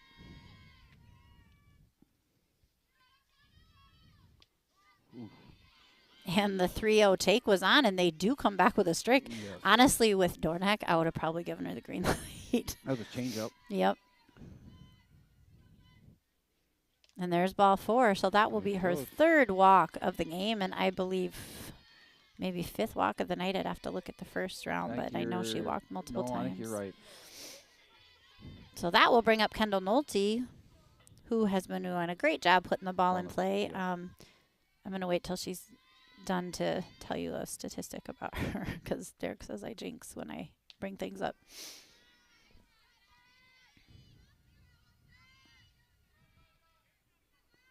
Well, So that is ball 1. I got a feeling she's going to be stealing. I think so too. There she goes. And the throw is right on, and she got her. I'm telling you, that girl's been threatened to get us all night, and they've kind of had just a couple miscues, but that throw was there. So we start again with 1 out. I honestly thought they anticipated that she was going to They did. steal. Yes. And she was almost out the other 2 times. And there's a line drive by Nolte to left field. The left fielder actually did a good job scooping that one. I thought that was going to be a multiple base hit. Anyway, what I was going to say about Nolte is she has yet to strike out this year. That's good. So, but I never No, seriously. I never say it when they're at bat now because, yeah. Jinx it. Yeah, so Peyton's senior year, she only struck out once. Yep. And the only time she struck out is when it was against Adams. And, And I said, yeah, a fun fact about Peyton, she hasn't struck out all year. It was her last game of the year, and Yep. she struck out. So I feel like a jinx, so I never talk about it now until after the play. But, yeah, Nolte has yet to strike out. So even if she's not always getting on, she's always putting the ball in play Yep. or walking or making something Yes. happen. So she has been a great addition to the hitting lineup. Ooh, and there's a rip by Finley to right field. And again, okay, and Nolte's in with the head first slide. Good fire by right field, but we took multiple bases on that base hit by Grace Finley. So good scenario. Gophers at 1 and 3. Johnson up to bat. Yep. What do we do here, Rick? Do you think he'll steal Grace and try to score? I don't. With I- an inexperienced runner on honestly, third, I don't think so. I wouldn't. I wouldn't. Kendall's just young, you know, know what? so I don't think I would run that with her. No. And let Johnson hit. If they bobble it, I say go, but Johnson pulls that one to the Wabasha school bus. And then not only that, you know what? It's like, why? We want runs. Yeah. Why Yeah. take one base at a time? Yeah, Even though- Finley's quick anyway. A good Yeah. hit's going to get you 2 bases. Or a pass ball like that? Yep. And there you go. And then you're okay. Yeah, I think sometimes you push that first and third scenario so hard, and especially if you don't have a super, like, experienced runner on third that's more timid, like an 8th grader that doesn't want to get thrown out, so they don't creep far enough down the line. They're not going to score, and then you're going to get the out anyway. So Well, that too. Then and then why? good choice, then why Coachberg. then why put Grace in that situation where? Yeah. If she doesn't get a good jump, then look out. And then Yes. we are. Agreed. Out. All right, so Katrin looking for a couple RBIs here with a runner at 2nd and 3rd. Oh, but instead we squared a bunt, and there you go. Just as they ran it, we ran it the same. Ooh, I thought you pulled her foot actually. But Katrin, a sac RBI bunt. Yep. And that's exactly what Wabasha did for us. And that's where I think that's a good choice by Berg because you're up by enough runs. It's okay to play for 1 or 2 per inning. You know, you're not looking to build, just like slowly build. And I liked that play. And Katrin, great bunt. Yep. And then that, but I put Kendall in a good game Yeah. situation too. Yeah. That she's never at the varsity level. I mean, Yes, she's had to do that. And she crept far enough down the line yep. that she didn't, that's the hardest thing with inexperience. They just won't get far enough off that third base. And I always tell them, Oh, see like this here. yep. Oh, And that's a experienced runner that Yep. says, I'm going to get there and I'm going to plow my way in. So She great did. job. Grace scores on a very close pass ball. And that's rare from that catcher. She has done such a great job tonight. Lauren Stumpf behind the plate. She's been all over the place. Well, that too, but you can't teach that stuff. No. Like you can tell kids to do this and do that. But Yeah. Part of it's like risk tolerance. Right. But I would always, when we'd run that drill at third, I'd say just far enough that like you can beat someone back in a foot race. Like realize that you can beat most people. Your third baseman's crept up, like you can go far enough for that. But it's hard to get those younger ones to take those extra steps. So Kendall did a good job there. I Yep. liked that. That was a good play. And then even like. Ooh, and there's a rip. Oh. Britain is back. Britton, great hit, kiddo. And that'll bring up Liv Carver. Britain pulled it. That was a nice line drive. We're really seeing the Gopher bats that we're used to this game, just driving. And Liv goes up the middle. That'll do. That's a base hit right there. Yep. That'll put runners on first and second. We do have 2 outs, but we're kind of on a little rally here, so let's see. So now here comes Eve. You know what? When she makes contact, she hits it hard. Yep, so Eve Getzinger, I don't know if I mentioned that. She is in at left field for Kylie Sin, and now she is up to bat. And that one gets by the catcher. She's doing a nice job. Just some of those are tough ones. She's trying to block, but they're jumping up over her shoulder. The dirt, like we said, is, especially in a doubleheader, you're starting to get a lot of yuck in the main positions like catcher and pitcher and short. Good swing by Eve. She fouls that one back, so that'll bring the count to 1-1. Keep your head in there. Gosh, she looks so much like Lana out there. No, I mean, like I said, if she has her hands right and not close to her body, she makes awesome contact. Well, she's got that Getzinger strong power, so just needs to engage her core here. Yes. Let's see what she can do. Come on, Eve.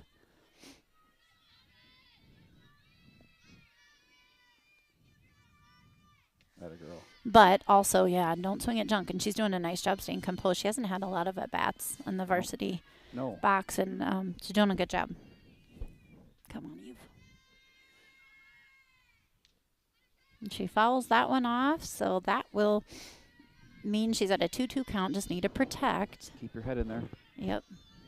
Watch the low ones because they will call them, so at least put them in play.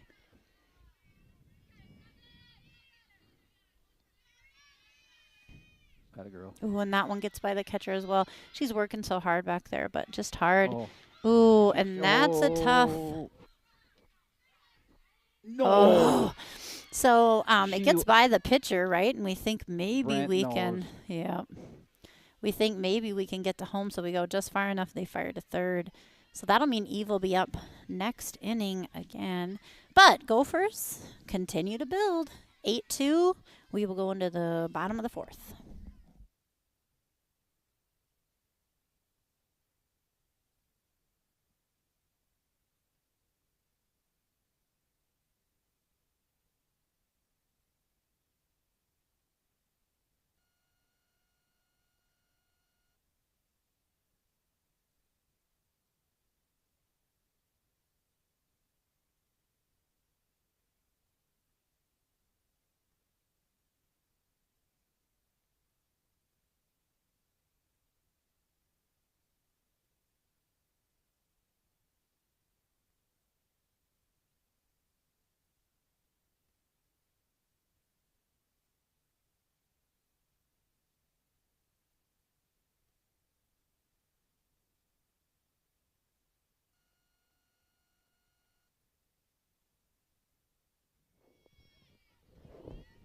All right, we are back. We are in the bottom of the fourth. The Gophers added a little more insurance here with a 9-2, but this Wabasha team definitely makes us nervous.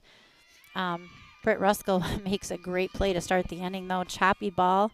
She sidearms it and gets it there in time to Finley. So that would be a 4-3 putout. Yes. 1 out. Got the hardest one out so far. So who wants the second one? Yes, that was the one that hit the home run in the Oh, first good game, pitch. right? Yep.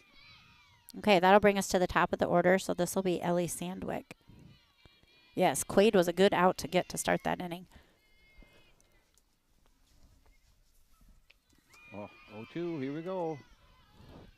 Yeah, Katrin's. I mean, she's just been coming out of her own element there. I mean, like I said, she came Yes, in, when agreed. Riley went down, and she's just actually, picked up and just took off. Yeah.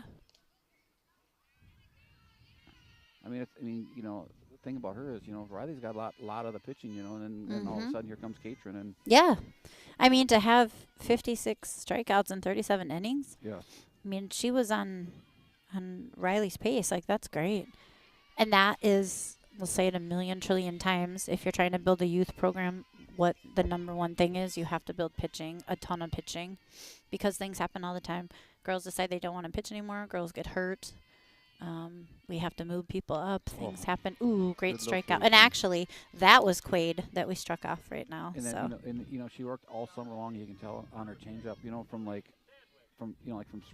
spring ball to dome ball. It's like, yep. yeah, she's improved so much.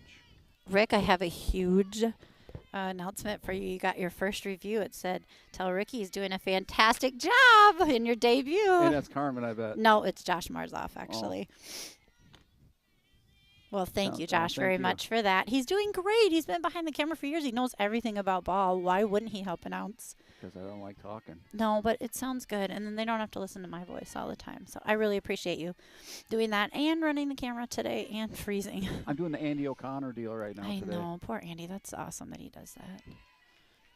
All right, so now we're back to Ellie Sandwick. It's a 1-2 count. A 2... Actually, 3-0 count. I guess I didn't call that one a strike. I know the game, but it's like I just don't feel like I. Yeah, but you know the girls, you know the game. The girls, you can yep. add it in. It's been great. Ooh, and there we go. Is a called strike. I was worried he wasn't going to call that one. So Gophers do collect these 2 outs really quick in the bottom of the 4th, but looking for that 3rd out on a 3-1 count to Ellie Sandwick. She's the slap hitter that's just kind of managed to chunk them in. Good location. 2 in a row, She's same in her spot. zone.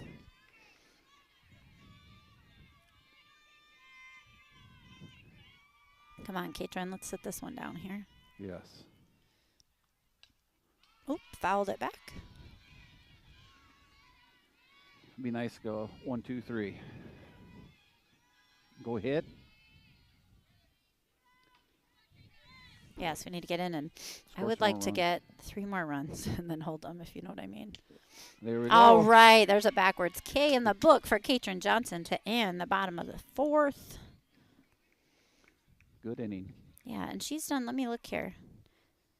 That's her 6th strikeout of the game. So she's done a nice job holding them. She's only given them up 2 walks.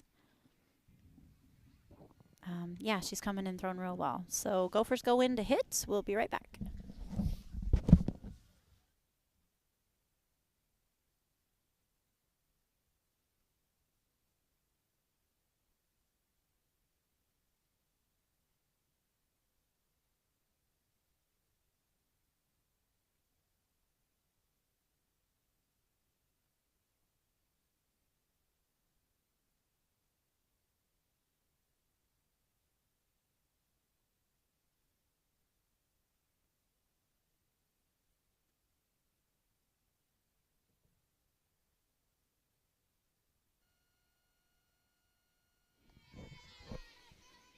All right, so we ended the last inning on kind of a throw-out play at third base. So Eve Getzinger will get a new at-bat, a new count.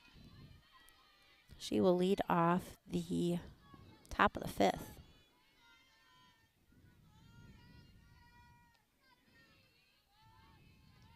I don't know what you, but it's sad. My feet are getting cold now. Is football worse, though? Football's worse, right? Or is this as bad as football today? Well, I have to say, last year we were spoiled because we had these blinds from Magnum Sports. Oh, to keep you warm? Oh, yeah. That was kind of nice. Ooh, and a swing and a miss for Eve. 2 in a row. Is she pulling her head? She's extending a little early. I know that. Yes. Just keep your hands tighter here. Make some contact, Eve.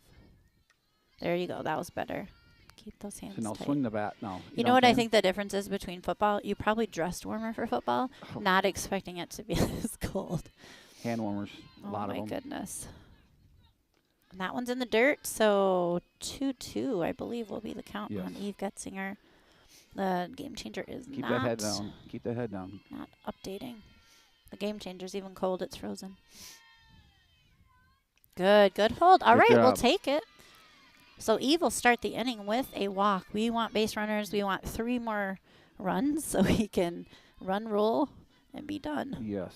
Let's get 3 or 4. Or 4 or 5 because, you never know when Wabasha's just going to come back like crazy. We can go home and have hot chocolate. Yes. And then Derek's got some nice meal supper waiting for you. I made it in the crock pot to make sure I'd have something warm to eat today because it is chilly.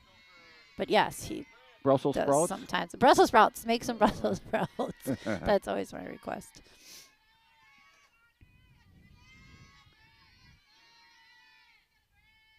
Okay, so we're back to the top of the order with Horseman.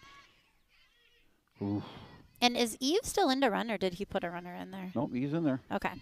I saw him walk up like he might switch quick. the running, but she got a little Getzinger speed to her. When she gets her motor running, look out. So no outs. Come on, Bryn. She had a nice gapper her last time at bat. She's 1 for 2. How about a illegal pitch? That was no pitch. Maybe a ball, right? Or no? Yep. Okay. Yeah, my game changer just will not catch up. Oof. Oh. Yeah, so just a heads up here as Coach Berg is explaining right now. We need our runners.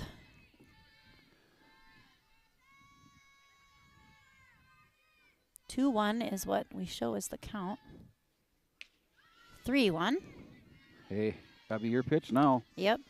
She walked the first batter, so I'm thinking it's got to be good, but I'm not going to chase anything because we're going to make her throw it here. And she does. Yes.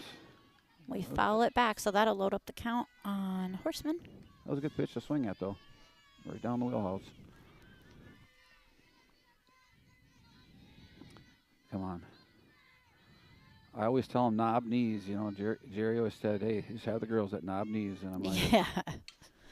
And look at there that. You go. Another one in the gap. Eve will get to third. Eve should score here.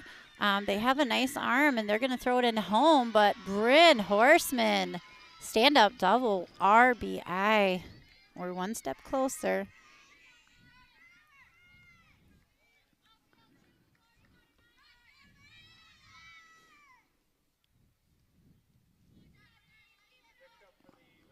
Also, they switch back, huh? Number 9 and 7. Oh, yeah, it looks like I didn't even say that. Yeah. I didn't know that till now because she took her jacket off. That's why we didn't know. And I don't know if did Game Changer update that. Yeah, so Pavelka, she pitched the first game. The Gophers struggled a little. Oh, and into the game to run will be Andy Ruskell. She's a little speed demon. She's quick. She's another one I was worried. Please don't go to track. She's a great softball player, but she could easily be very successful in track. So Kendall Knutson in. Horseman, a nice double to take the game to 10-2. We are in the top of the 5th. We're the visitor this game because of the doubleheader. We were home first game. And a right field foul ball. Hit hard, though. Let's go. Yep.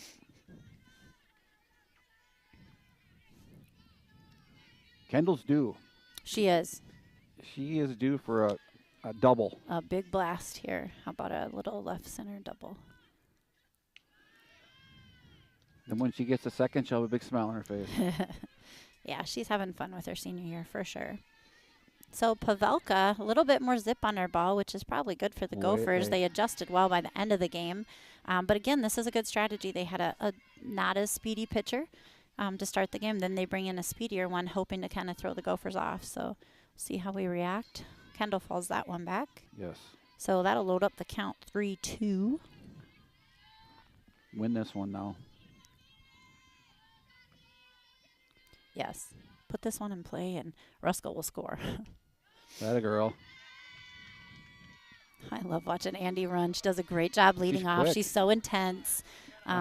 She looks totally focused. That's the kind of runner you want to put in. I did not see her run until we were in the dome ball and over in Austin. And I said, who is that girl? And I'm like, And she loves to slide. Yeah, she's great. So Gophers still have not incurred an out and now have runners at 1 and 2.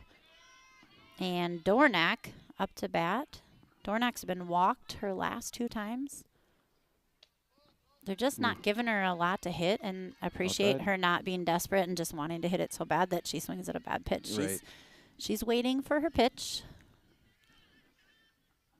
And that one was on the other side of her, which was not what we saw Pavelka do the first game, but I do think that she's probably cold and trying to warm up from no, McKenna's not really pitching, insured, though, so. because, yeah, like I said, last year, I guarantee you, McKenna would have went after Yeah. anything out there. Yeah, my kids were the same way. They just hated walking, and they were like going to do whatever they could to.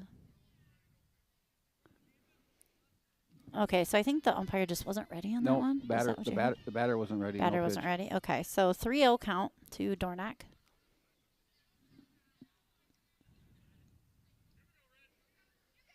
I think he's getting a little Yep, he testy said- later in the yeah, game. Yes, He's had enough, and I would not challenge him on anything. Him and I have gone head-to-head before.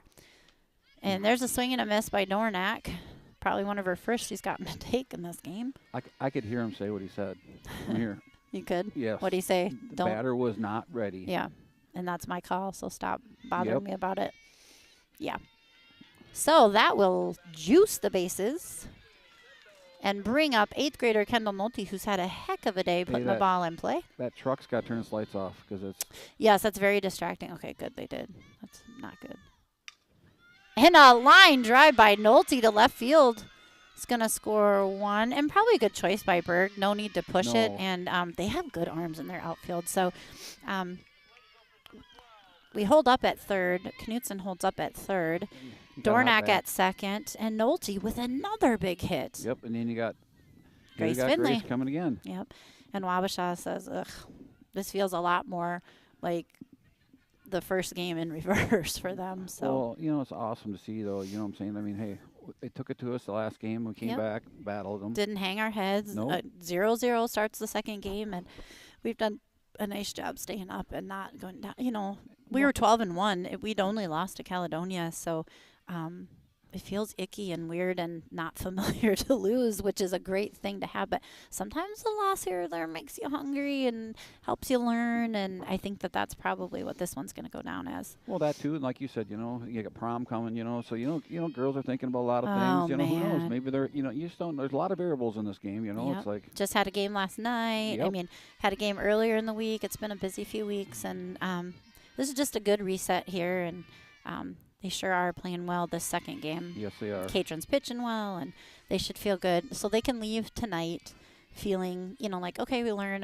we dropped one, whatever, but we came back, and that's the key takeaway. Oop, and that one No, gets no, by no. the catcher, but, yeah, got to be careful because that one comes straight off the backstop. Then there's McKenna. She's already 3/4 there. All right, turn back around. Yep. There's another aggressive runner. Ooh, and that's a deep fly ball, just foul. Ooh, as they say at St. Mary's, I feel a shot coming on. Let's see it, Grace. Hit it hard. Let's see where you can take it. Well, McCrescent, she got a whole one. Mm-hmm.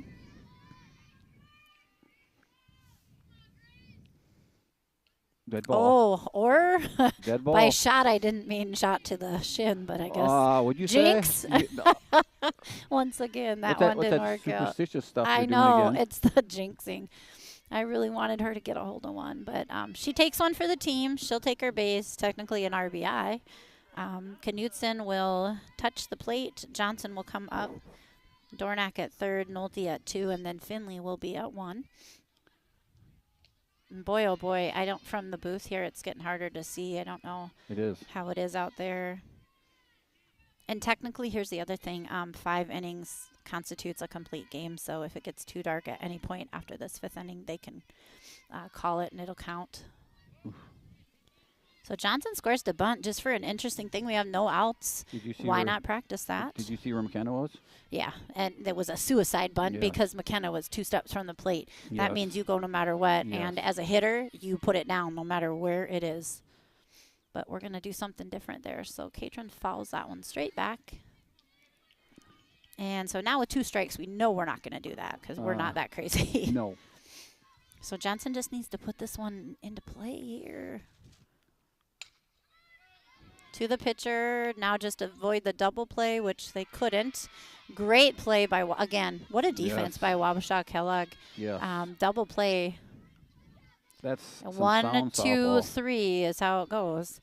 So that'll give the Gophers 2 outs and clear first base. So we'll still have runner at 2 and 3. And this will be Britt Rusko. She had a big hit last time at bat. Yes, she did. Right down the left field line. Like a good solid line drive. So just stay in that zone. So 12-2. We did make it though, Rick. If we can hold them, that's 10. All right. So 10 after 5 is the rule, but Wabasha's not easy to hold. So we're in the top of the 5th. We'll need to play the bottom of the 5th as well. If we can hold them at least to this score, then the game will be over and Rick and I can go de-thaw. But if not, then we'll keep going until it's dark or we freeze. I gotta go take all that equipment off the backstop yet before I go home. Oh, gosh, yeah. Oof. Hey, he's changing the strike zone just a little bit. He's ready to go too. He's cold. Yeah, this has been a long night. I'm sure when they draw the doubleheader like this, they're like, ugh. And there's a deep fly ball. That drops fair. I think they thought, I don't know what she was thinking, if she thought it would go foul, and Britt takes full advantage with a stand-up triple. It was funny, I think she could have caught it, but I think maybe she thought it was a foul ball. I don't know why she wouldn't have tried to catch the foul. No, she dropped it too, though. Oh, did she? Okay. Yeah, she picked it up and dropped it in my replay Hands over here. are cold, and that's probably why. So good, Britt. Way to go. That's a couple RBIs for that kid, and that gives us a couple insurance runs to try to get out of here on time. And now we're going to get one more because Britt Ruskell takes full advantage of the wild pitch. She's a gamer. Oh, man. I loved coaching her in summer ball. She was just fun. Full of energy and aggressiveness and, like, competitiveness. I liked that. Okay, so Gophers now they're up 15-2. What a difference from game 1. This is what you want to see when you lose one. You come back and you fight even harder. And Liv Carver, she's 1 for 2 in this game. What was she in the first game? Do you remember? I can't remember. She had a couple huge hits too, so she's having a good hitting night 2 too. for 3? I think she was 2 for 3. Struck out once. After this game is done, I'll just give the quick stats before we say goodbye, and then I know you need to go take down the other equipment. Oh. Looking forward to it. But we don't want to count our chickens before they hatch, so we have to still hold Wabasha this last inning. But we are on track right now to run roll and be able to be done after the 5th. So that's a called strike, and that would be the 2-2 count to Liv Carver. They're trying to hit that outside corner on her. And this pitcher did get her, her first at bat in the first game. Very first so it'd be nice to see if she tries to pull that again, that Liv sends that one right to left field. Oh, and it's the same thing. It's just on that very outside, like, it's almost too hard to reach, but yet the way he's been calling it, you just kind of have to go after that one. But Gophers, again, building on their lead. So now 15-2, bottom of the 5th. Wabasha will have one more chance to score, and if they cannot score at least 4 runs, this game is done. So maybe just to save a little bit of time, we are waiting for Catron to warm up. I'm just going to give the stats from the first game. The Gophers did end up dropping it 9-12. They fought back hard, but just couldn't quite come up. Wabasha ended up scoring 12 runs on 3 hits and 4 errors. The Gophers did have 4 errors. Chatfield scored 9 runs, 9 hits, and 4 errors as well. Key hitters, probably I'd say Dornack was 2 for 2 with an RBI. Grace Finley was 1 for 3 with 2 RBIs. Katrin Johnson 2 for 4 with an RBI. Britt Ruskell 1 for 4 with 2 RBIs. Liv Carver 2 for 3, like we said, with 2 RBIs.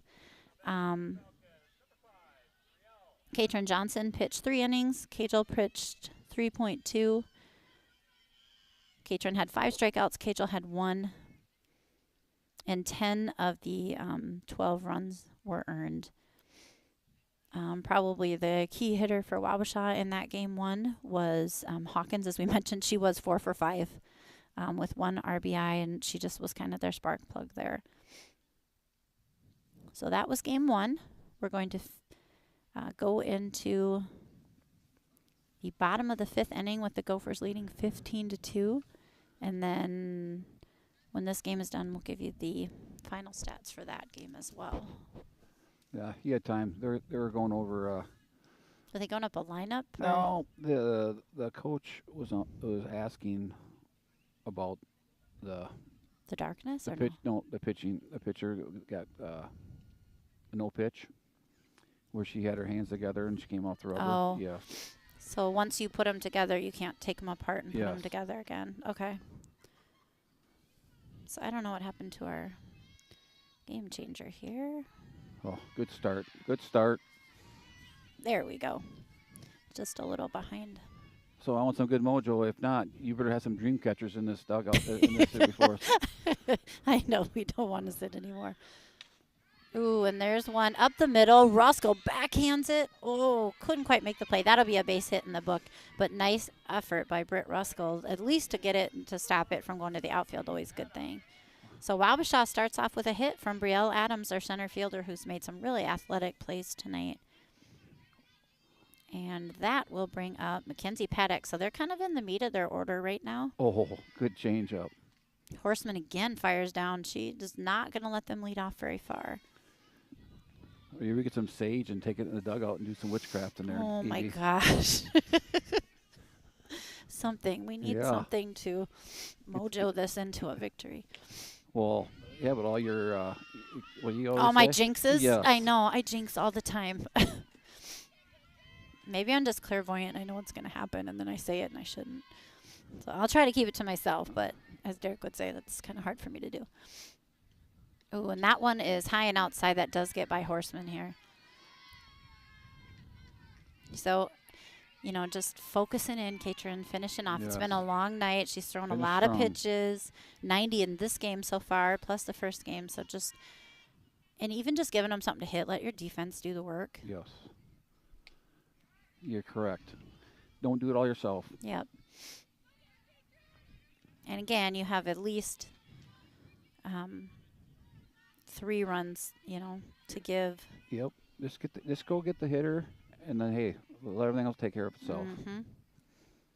Yeah, I wouldn't. You don't even need to worry about this runner on base. Nope. We're just focusing on the batter here. Yep. And that was a nice changeup, nice effort. Just dropped a little outside of the zone. So that'll be 2-2 on Paddock. Yes, that was a good. I thought that was a good changeup. Yep. Fouled up back behind the backstop. See, now a good catcher would have scaled that fence. Yeah. Got that. Just up and over. I'll tell her that too when I see her. She is doing a heck of a job behind the plate. She's done a nice job. They've all done a nice job, like switching around tonight. Ooh, and there's a called strike 3 for Katrin Johnson. Just what we said. Put it in there, and they let that one go by. That's a big out for her. No, honestly, I mean, you got to be pretty proud. I mean, if I was a coach, I'd be pretty proud of what we're getting out of these girls right now after that first loss, and plus the cold and everything else. That's like, hey. I feel like they haven't lost their intensity or momentum or focus at all. And this is Eva Pavelka. She's 1 for 2. She started at first base this game, and then she's moved into pitching. She pitched a heck of a game the first game, but she's thrown a lot of pitches and done a lot today as well. No, but honestly, I mean, these girls, we played in 28 degrees. We're at the Dome. 28 degrees. It's so miserable. And for anyone who knows, you're not supposed to even use these bats under like 60 degrees. So that just shows you how tough you have to be. Like even the bats aren't supposed to be used at this. Well, they have a heater in there, rate. you know. They put you got this bat heater. You put in the bat warmer, and when you're ready to use them, you pull them out. Mm-hmm. Well, otherwise they would be shattering all the Yeah. time. Nice change up by Johnson. Sends it to third base. Nolte is there, but it's just foul. Like I always tell Tim and Katie sometimes, that you got to pinch me because these girls amaze me every time. I know just how far they've come, especially for you to be able to see them from the beginning to now. That's how I felt about that 2022 group. It's like, how are these like little kids that didn't even the Yeah. very first tournament she's gonna kill me, but the very first tournament we ever went to, we worked and worked and worked, and I was like, okay, they know everything they have to know. They're in 10U, and Bryn Irish came up right before the game. She goes, "Who's that guy standing there?" I was like, that's the that's the umpire. Like, oh, good catch by Brent. I said, that's the umpire. And I was like, oh my gosh, they're not ready. They don't know what an umpire is. You Right. can cover everything in the world, but there's still more to learn. Oh, So to see, like, they don't even know who an umpire is, to, like, in their case, like, winning a state championship, like, Yep. it was such a fun thing. And I feel like these girls remind me so much of that. Like, they've come so far for each other and, like, individually, and it's just really fun to see. It is. It's so cool. I mean, like I said, they never heard of the game workup before, and here we're playing workup out on the other field in the rain, and they didn't want to quit. Yep. And that's what it takes. And I think that's the thing. Like, they just have a deep love for the game Oh. and a love to compete. And so they play all the time. They play in the spring, in the summer, in the fall, in the dome. And that's what's gotten them to this point. And they deserve every bit of recognition they're getting. Very true. And like Tim Irvin and Katie Finley. It's Mhm. like, I mean, they all have the right mindset. Patience. Yep. And it's just like, Yep. hey, Developing everyone. Yep. And you guys as summer coaches have so much done that. And that's why I will say always, if you look at the sports that are successful and the ones that have won state championships and gotten their teams far and been always had the good turnout, it's the ones that build a strong youth program. Yep. And that's where it's at. And so it's fun to see that continue. And Look at what a that. way to See? end. I like it. Katrin, good job. She ends with a strikeout. So Gophers end up winning by a score of 15-2 with 9 hits to Wabasha's 7. Wabasha did have 3 errors. That was a difference in the game for sure. Bryn Horseman was 2 for 3 with 2 RBIs. Kendall Nolte 3 for 3 with 2 RBIs. Britt Ruskell 2 for 4 with 2 RBIs. Liv Carver 1 for 3. And Katrin Johnson earned the win. The pitcher allowed 7 hits and 2 runs over 5 innings, striking out 8 and walking 2. So she came back in a big way too. Fun to watch the Gophers play tonight. Thank you all for joining for this doubleheader. It was a marathon. We're a bit chilly, but it was fun to see. The Gophers dropped one, yeah. So they'll end up with, now they will be 13-2, and they will be 5-1 in conference. So they are still leading the conference, I should say that. They were 4-0 to start the conference. Now they'll look at be that guy 5-1. right there. Hey, look at that guy right there. Look at him out there working already. He is the man. I'm not kidding you. I love it. So yeah, and then Wabasha will go to 6-6, and they will go to 2-3 in conference. I bet you he's smiling too. He loves it, and he's ready to go home too. Well, I mean, he's smiling just like Katie and I are. Like I said, we're so excited for these girls. Oh my gosh, yes, they've been so fun to watch. Thank you for announcing with me. You did great. I bet Well, everybody thought your debut was I don't know if I'll come back sensational. though. Yes, you will. I'll make you. I'm a pusher. Don't forget to join us Thursday, May 8th will be our next home game, and that will also be the Take Your Daughter to the Ballpark night, and we'll be playing Dover Yoda, so we're excited to bring you that game. And I think that one starts at 4:30 as well, right? What's your calendar say? 4:30. I think so, because that's another, I don't think they have a full JV and varsity, so I think that game will be at 4:30. So CCTV will bring that one to you guys, and we're getting down there. We have that one and a couple more. I think the girls have a couple away and a couple home, and then we're already to tournament time. Make sure and mark on your calendar that May 19th will be our first round of tournament. That's single elim, and then Rochester the 22nd and the 27th, and we're certainly planning and hoping to get to those as well. So yeah, the season's already mostly over. It's just crazy how quickly it moves and how cold it still is in May. But thank you all, everybody in Chatfield. Please have a safe and happy prom. Thanks, Rick, for doing the camera and everything I should else. go talk to the girls. No dancing. No No, mention. that they'll hurt themselves. Yes. I'm gonna guess they'll say no, Rick. All But right. yeah, but it'll be fun. Are you doing the camera for Yep. prom tomorrow too? Yeah, so tune into CCTV if you want to watch the Grand March. I always think that's such a fun thing to watch too. So thank you all. Stay warm. We will see you on May 8th. Well, thank you, Evie. Thank you. Bye. Take care.